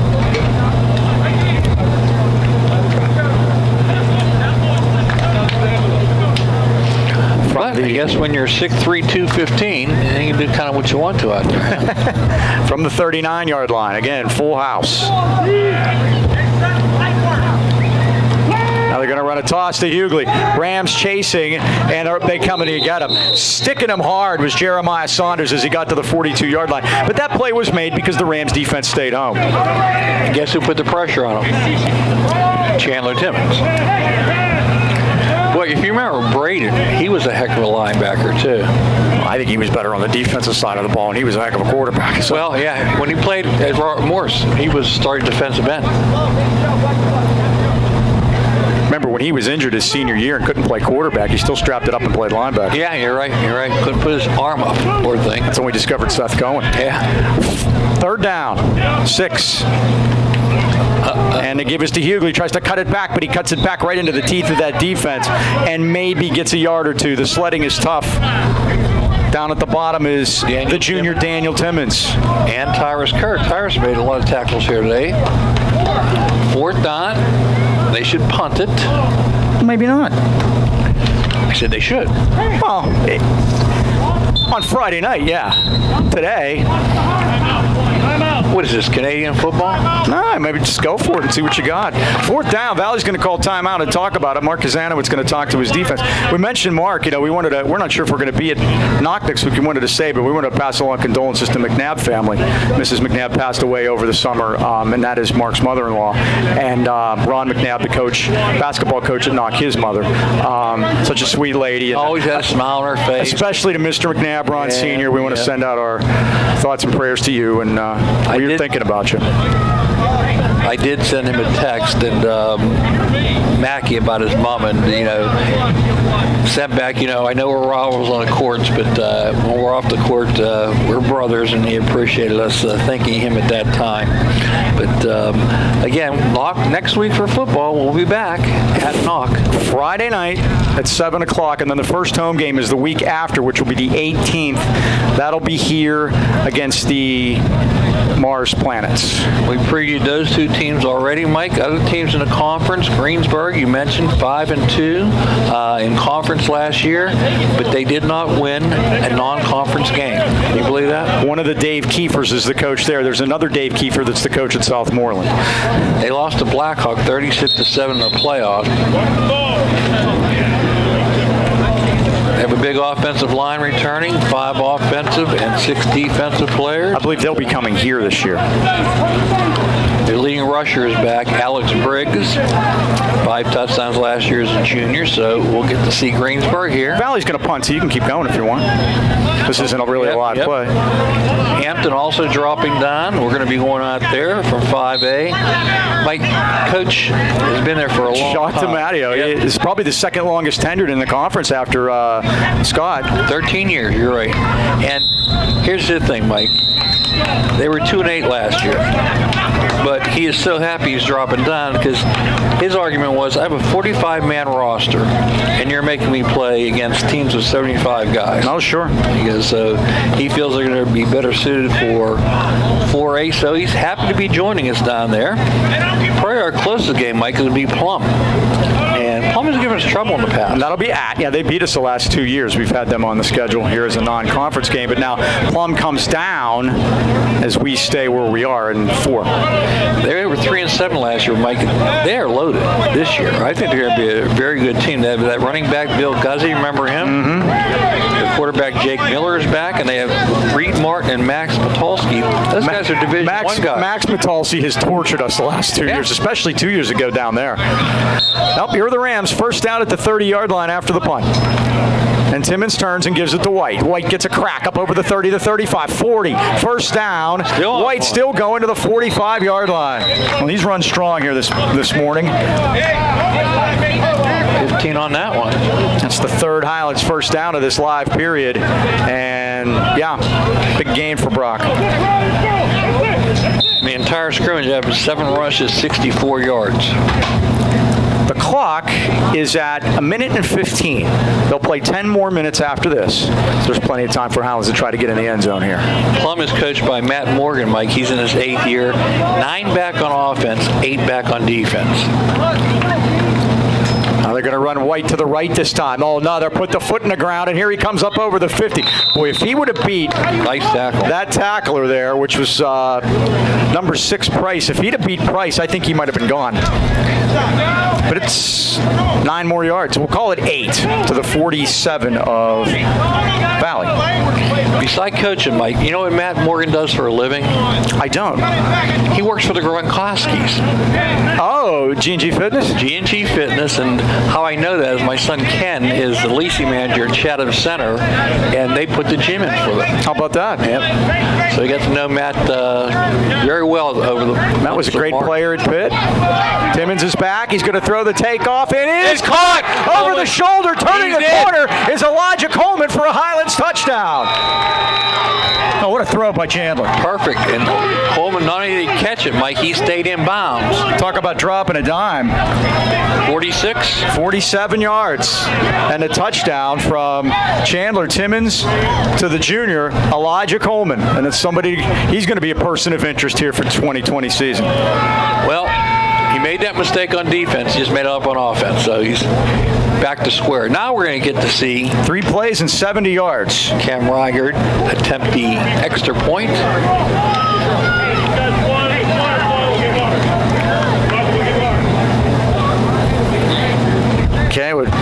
get the snapper here, which looks like it's going to be Ty Kerr, is it? Yep, Kerr and Signorella's holding. And Landon Signorella, as he was last year, is the holder, and Cam Riegert, number 89, the freshman. All right, Cam, get a good start. Maiden voyage. I don't think they're doing any blocking on it. I think they're just going to snap it and have him kick it. They do. Low snap, ball put down by Lando. The kick is on its way, and that kick is good. And with 13 seconds left here of this first period, the Rams lead at 7-0. Good job by Sig to get that on the tee, and Cam did a job. Congratulations. Number 1. John Boucher smiling. What a strike by Chandler. Fun thing about YouTube, guys, I know you're watching or you'll be hearing. That's your only chance here.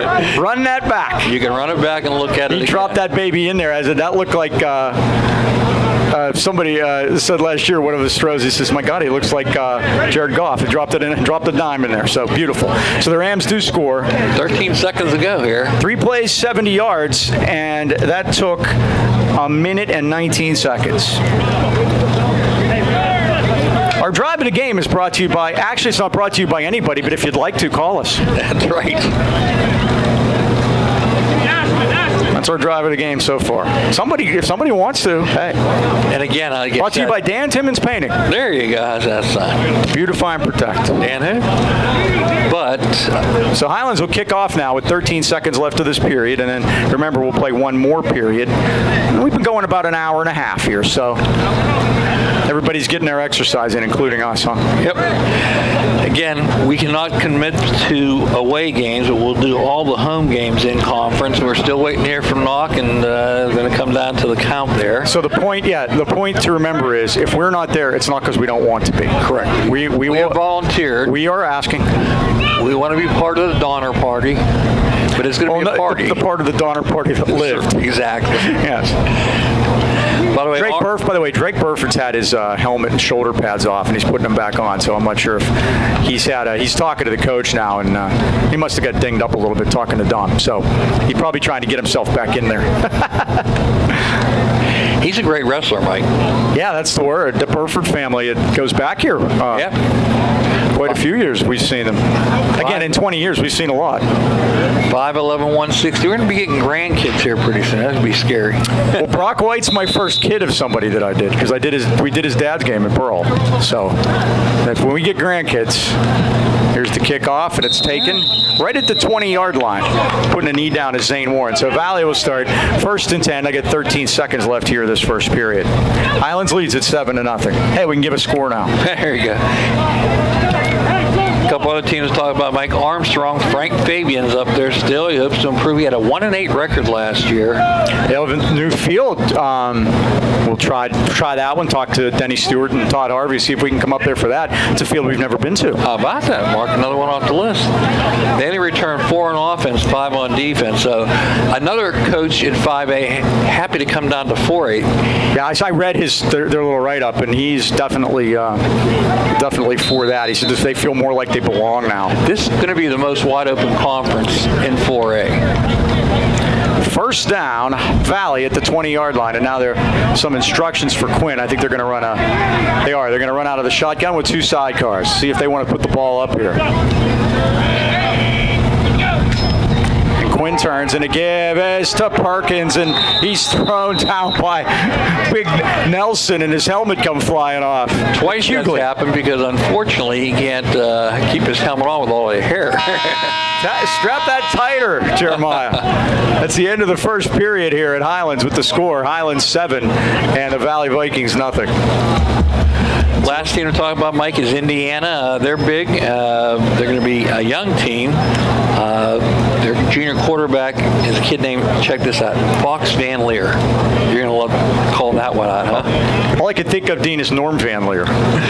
His coach is Brandon Overdorf. He's in his 3rd year. Again, they were 2-8 last year. We haven't seen them in a while. They've used to be conference mates of ours, but so now we always like making the trip up there in the fall with the leaves turning, but I believe they're coming here this year also. You're right, yep. 6 back on offense, 7 back on defense, and they're going to feature Zach Harrington as their running back. He's a junior. So that takes care of the Greater Allegheny Conference. There are 3 conferences in 4A this year, the Big 8 and the Parkway Conference. conference. Go to Parkway Conference, Mike. This basically was our old conference. Beaver, Blackhawk, Montour, Newcastle. What they've done, they've added Char Valley, and you ready for this? Aliquippa. Aliquippa is an interesting story, Mike, because they had to go up. They were made to. Yeah, because they volunteered to play in 3A. Mm-hmm. They're basically a 2A team, I believe. But then they got caught up in that numbers game of winning so many games and having so many transfers. So then they had to go up one level. So they're playing in 4A when they really should only be in 3A, right? Which is where they were. So that's going to be an interesting story as that year progresses. Over in the Big 8 Conference, same old guys there. Bellevern, McKeesport, Ringgold, perennial champs, Thomas Jefferson, Trinity, West Mifflin. Uniontown is back, Mike. They're back in it. Yeah, they opted out.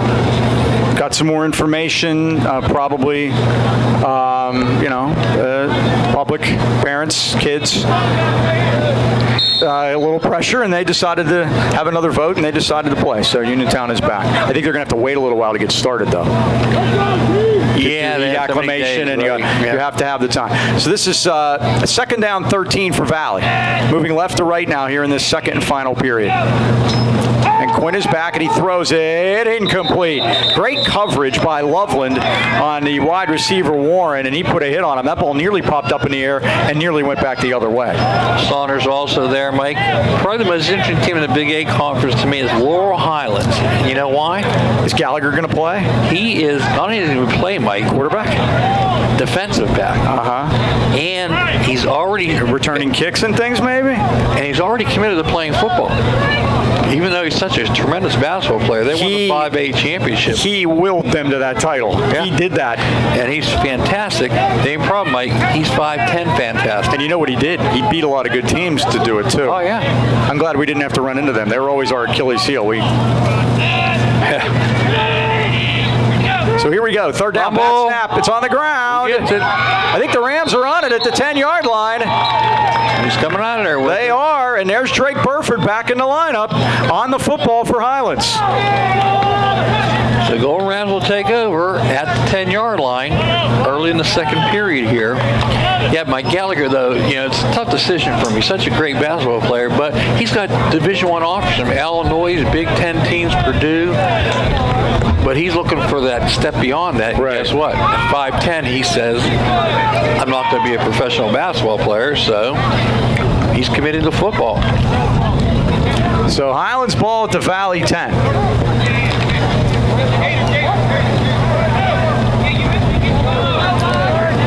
Coleman splits to the right, already has a touchdown catch.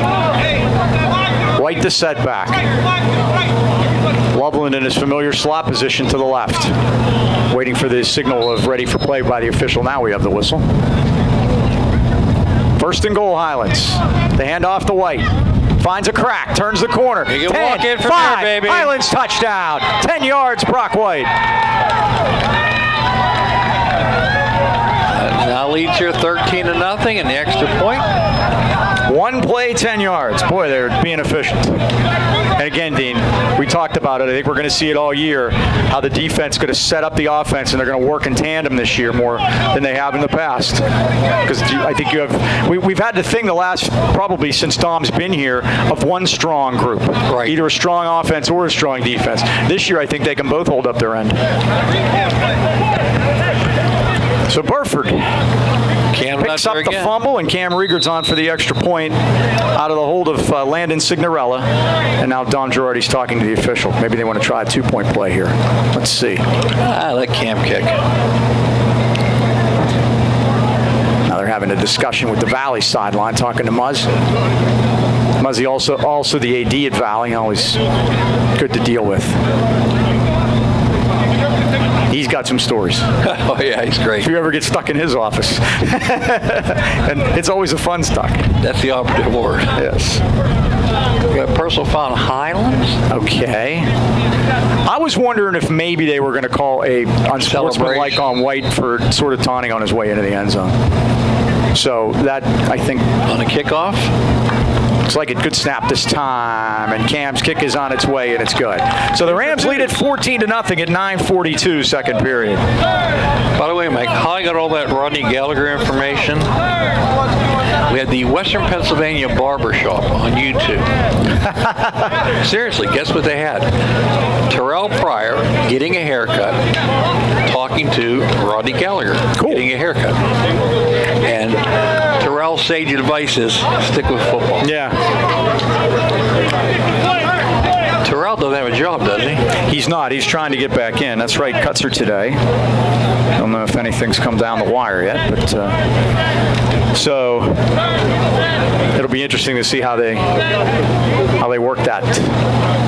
Extra practice squad guys in the NFL this year, so a lot of guys are going to get cut only to be told to stick around, and we'll see you tomorrow. Exactly. I wonder how Johnny's done up at Penn State. I don't know. I wonder when or if they're going to play. Now there's talk about October. And he wasn't a lot up with the original group because of all this craziness. And, I thought if they did not play, that would be a break for him because, again, it'd be an extra redshirt year for him, really. Well, everybody's going to get a new year anyway. I think they've already pretty much decided they're going to tack a year onto everyone. So he'd probably get it anyhow. And the thing about him, by the way, they moved him to wide receiver, which I thought was a good move. Yeah, I never thought he could put the weight on to be a tight end. I think the matchup's much more difficult with his size at wideout than it is at tight end. I just don't know that you can get how much weight they're going to be able to get on him, Well, if you keep it to wide receiver, you put him in the slot because he will go over the middle, he will catch the ball, and that's what you need. Somebody that's brave enough to do it, and Johnny is. The official talking to Brock White. Back, Mike, yeah, the official's talking to Brock about it. It looks like Brock's going to kick it off here. And they're talking to him, and I think this is what that was about. That he kind of turned around and showed the ball a little bit. Yeah. And you can't do that. Those are things that they're going to. And now's the time to know it. It's like the penalty that Coleman took on the sideline. Now's the time to have it and be taught and say, hey, don't do that when the games count for serious. So they'll kick off from the 25, so Valley should get much better field position. They've kind of been backed up so far here. Highlands in the lead 14-0 at 9:42 left of this Saturday morning scrimmage. Both teams in uniform, and what a great day for it. Good kick by White. Yeah, he got that one down there. Bangs it down to about the 29-yard line where it's pulled in by Murray. The only difference between him and Cam was his was line drives. You don't want line drives. You want squibs or you want them high. So it's first down for Valley. They're going to call it the 30. 9:42 left here in this second and final period. And we thank everybody for joining us on your Labor Day weekend. Hope you have a good cookout Monday. Spread everybody out in the backyard. And due to lack of participation at my annual Labor Day party, I'm golfing Monday. I was going to say I'd come over, but that's okay. I'm going to be picnic. I got two. I got one on Sunday and one on Monday. So we're going to have a small picnic consisting of 4 people. Yeah, well, exactly. Spaced 6 feet apart. At home, we're having the one of all the people that live in my house, including my mother. She insists on cooking on the grill, so knock yourself out. First down at the 30.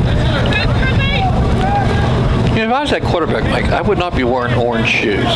You're a root hog, and I'm going to find you. Especially considering their uniforms are all white to begin with, but they are stylish. You got to admit. Those are tremendous. Hey, did you see who was it that was pitching the other night? Derek Holland. He had Mr. Rogers spikes on. Yeah, that's pretty cool. That's the third false start on Valley, and you know what causes that. You know what's coming from the other side of the line. Unfortunately, Mr. Rogers might have pitched better than Derek Holland. Derek couldn't even pitch well enough to get himself traded, and that hurt. It's a legal participation call against Highlands. They're calling Highlands, so it's a 5-yard penalty on the Rams. He put the hand to the head. Well, Mike, I'll be honest with you, I didn't think this day was coming. I'm glad we got this much. Yeah, I'm glad we've at least got this much. Yeah, we're gonna ride it out as long as we can, and hope that the more they get to play, the better for everyone, hopefully, and keep everybody safe. And guess what they're doing in Florida? Hope we can have a football season. What's that? Week 1 of Florida high school football. will be senior day. Oh, and they're going to do it in reverse. Yes. You know, they play in the spring, and they play games in the spring. They have a season in the spring.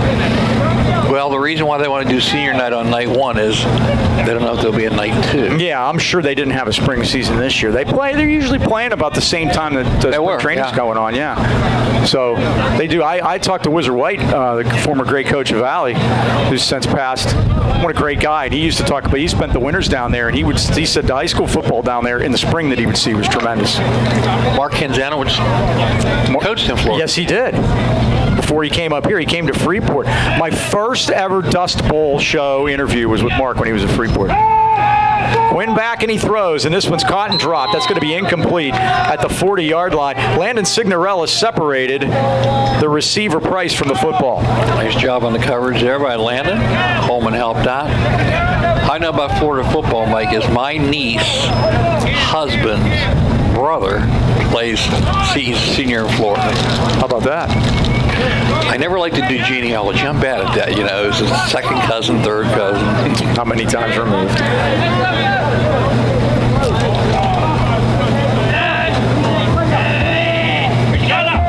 Quinn is back. Here they come. Jailbreak. Gets out of there. 30, 35, and gets his way to the 38-yard line. Kerr, and is that? That's 53, and that's long. Chiron. Make it. This time they may go for it. That's very close. He's a yard away, huh? Tell you what, the defense looks very good today, Mike. It's 3rd and 1. There's one extra play because of the penalty. So 3rd down and 1 now. Yeah, they do. They're moving some guys in and out of there, too. I'm sure Dom's trying to find combinations and Mark that they like. And just how you see them coordinating on the coverages and things like that, pointing things out.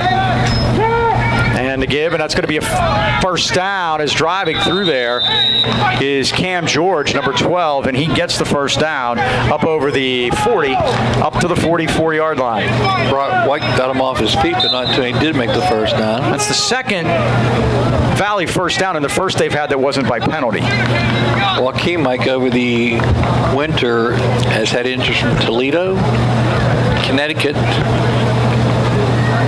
also Rutgers. So a lot of Division I schools looking at him. Again, 6'4", 315, and light on his feet, Mike. No question. He's watching him on the basketball court. That's where they said they got impressed. He got a medal. Oh, yeah. Quinn back in trouble. They got him, and down he goes. All the way back at the 28-yard line, and the aforementioned Joaquin Roman at 6'4", 315. Like at a crystal ball there, Mike. A 15-yard loss.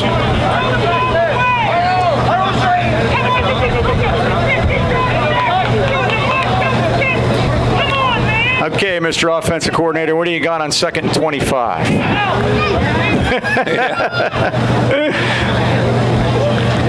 Ball's on the 30-yard line.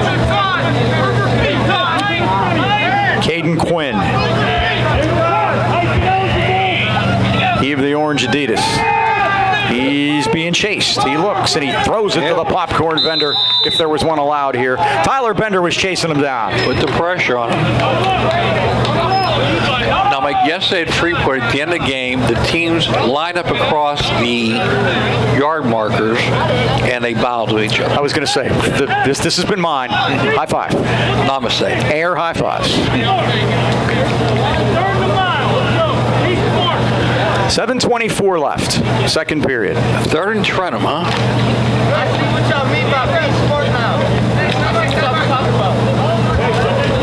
The scrimmage for the bridge.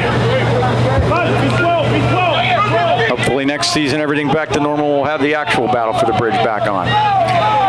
Yeah, it was a beautiful schedule they laid out for us. University prep is coming up here. Were we going to Burrow? Yeah, we are going to Burrow, yeah. All right, Valley takes a timeout. We'll do the same thing. We'll take a quick timeout. We'll be back right after this. All right, 3rd down and 25 for Valley. He's back, he looks, and Quinn fires it to the far side, and it's deflected up in the air and incomplete. Signorella's a tall drink of water. He had coverage over there on Warren, and it looked like Lando was the intended receiver. So before down, I think they're going to have to punt. On 4th and 25, I think they're going to, yes.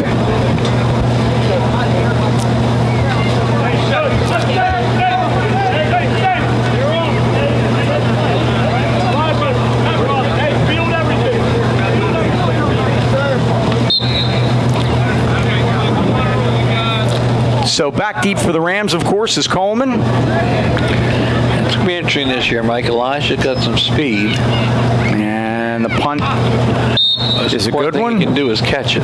Coleman will grab it. Now they'll give Highlands possession at the 40-yard line. 1st and 10, Highlands. 7:09 remaining. And the Rams in the lead, 14-0.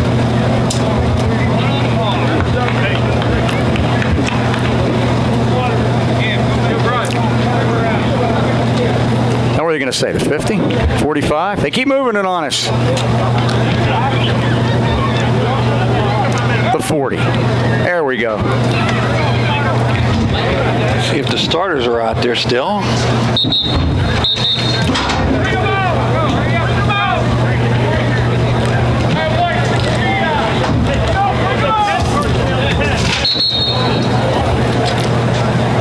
We'll see. This 7 minutes and 9 seconds remain, and the Rams will come out there, and this is familiar faces and familiar numbers. So I'd like to try to put a drive together here. This is one of those situations, if you're a coach, you're probably thinking 7:09, let's get a 7 minute and 8 second touchdown drive.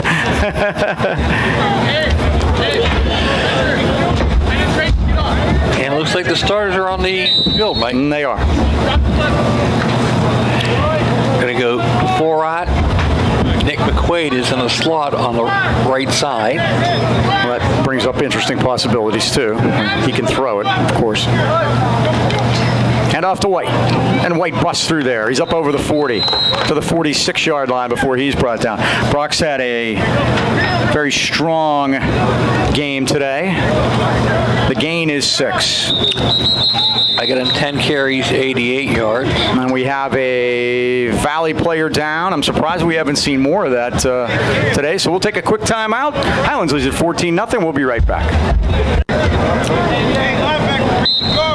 Okay, we're back. We had a Valley player had a cramp, and I was saying before we left, I was surprised we didn't have more of that.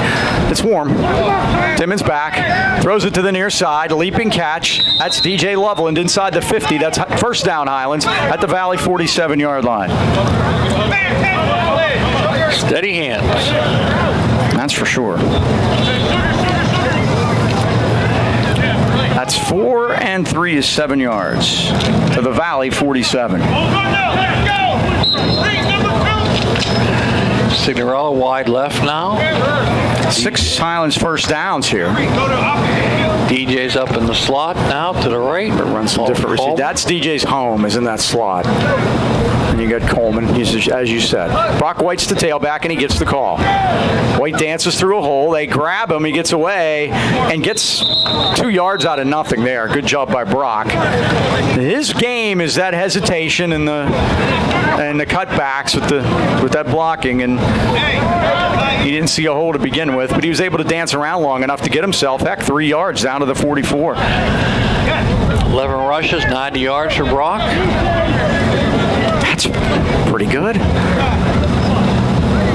5:40 remaining. On a gorgeous Saturday morning at Highlands. I got Chandler 8 of 12 for 100 on the button and a touchdown. Timmons back, looks and throws over the middle. This is Loveland. Got away from a man. He's inside the 35, 30, 25, and Loveland out of bounds inside the 20-yard line. What a run after the catch that was by DJ.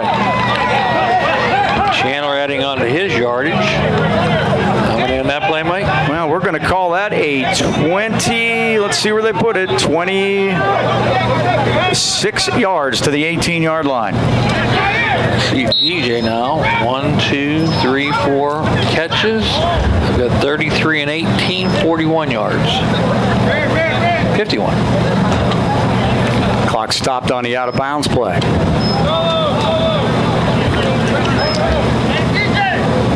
Trips right.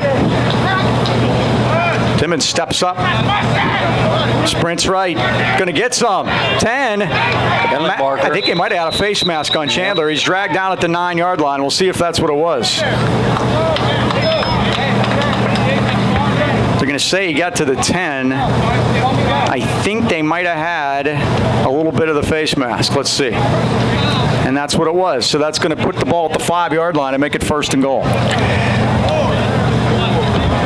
9-yard gain on the run for Chandler, and then he'll go half the distance on the penalty to take the ball to about the 5-yard line. That's where it'll be. Yep, first varsity player other than Brock White to rush the ball. To rush the ball. Yep. 1st and goal, Highlands on the Valley 5-yard line, wide side of the field to the left. Clock under 5 minutes left.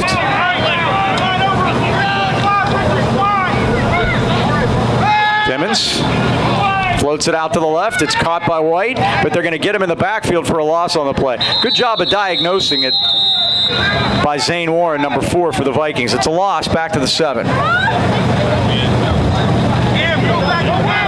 I really do like to get the ball on those, to Brock on those swing passes to try to get him out on linebackers, but that was well diagnosed by Valley. That's an all-timing play, Mike, and Highlands, again, doing a good job of it. Remember, Chandler Timmons only a sophomore, Mike. People forget, when well, he played the entire season last year. Yep.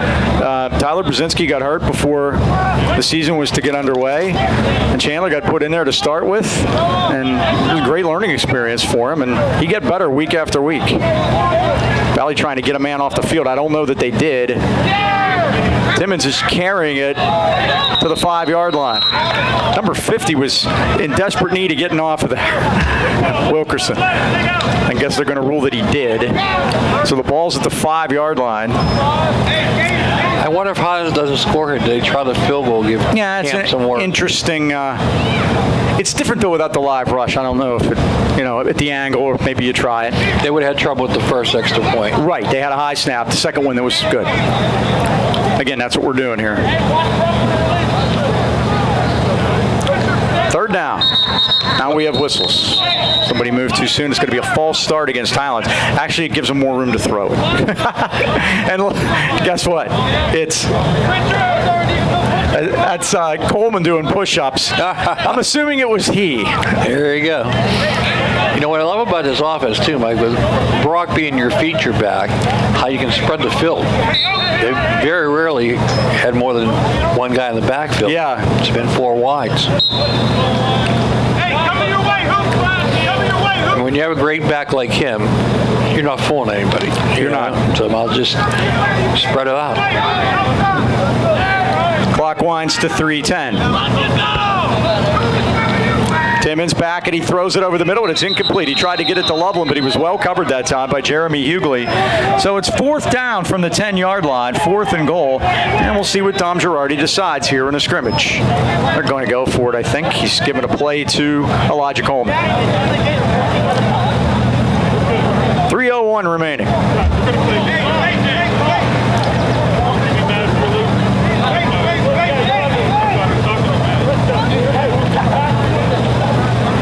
Spread the field with wide receivers here. Remember how they got Coleman loose on that touchdown earlier. And he's down there against Warren. Yeah, Jeremiah Saunders goes. And they do. They run the fade, and it's intercepted at the goal line as Saunders brings down Warren. Warren won that one. Battle between those two. Yeah. Battle between those two. Warren picked it off.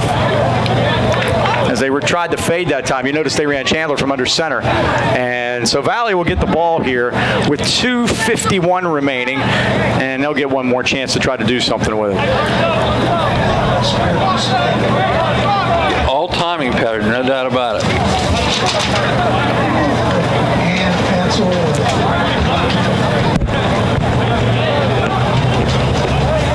So they'd probably call that it should be a touchback, and Valley should get it on the 20, correct? Looks like it. They're moving on to the 20, yep. That's where Highlands is set up. So 2 minutes and 51 seconds remaining.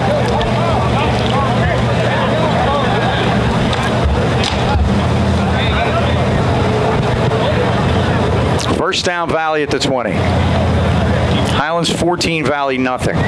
In the live scrimmage portion of this, we had the JVs playing beforehand, and now the varsities played, and everybody's got their reps in. And hopefully we'll be ready to go to start the season on Friday night out in Saxonburg.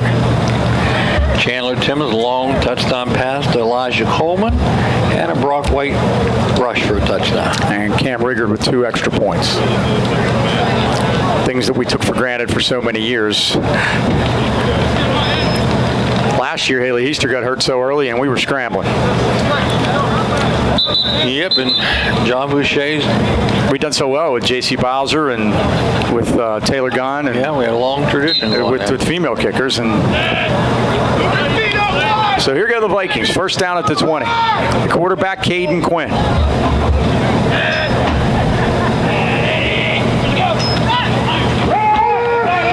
And Hughley has nowhere to go. Tyrus Kerr was second, but first was Roman. Yep, he got shot out of a cannon that time. No gain. Second down and 10.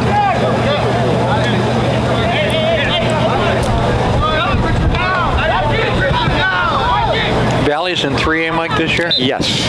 They're down 1 below. They'll get to play the Borough Bucks. Should be. That may be I'm not even sure if it's last. Yeah, I'm not even sure now. I think it might be somewhere in the middle, actually. Quinn is back. Look out, and Burford brings him down all the way back at the 5. That is a 15-yard loss on play. And boy, did Burford look like he got shot out of a cannon. All the way back to the 9-yard line.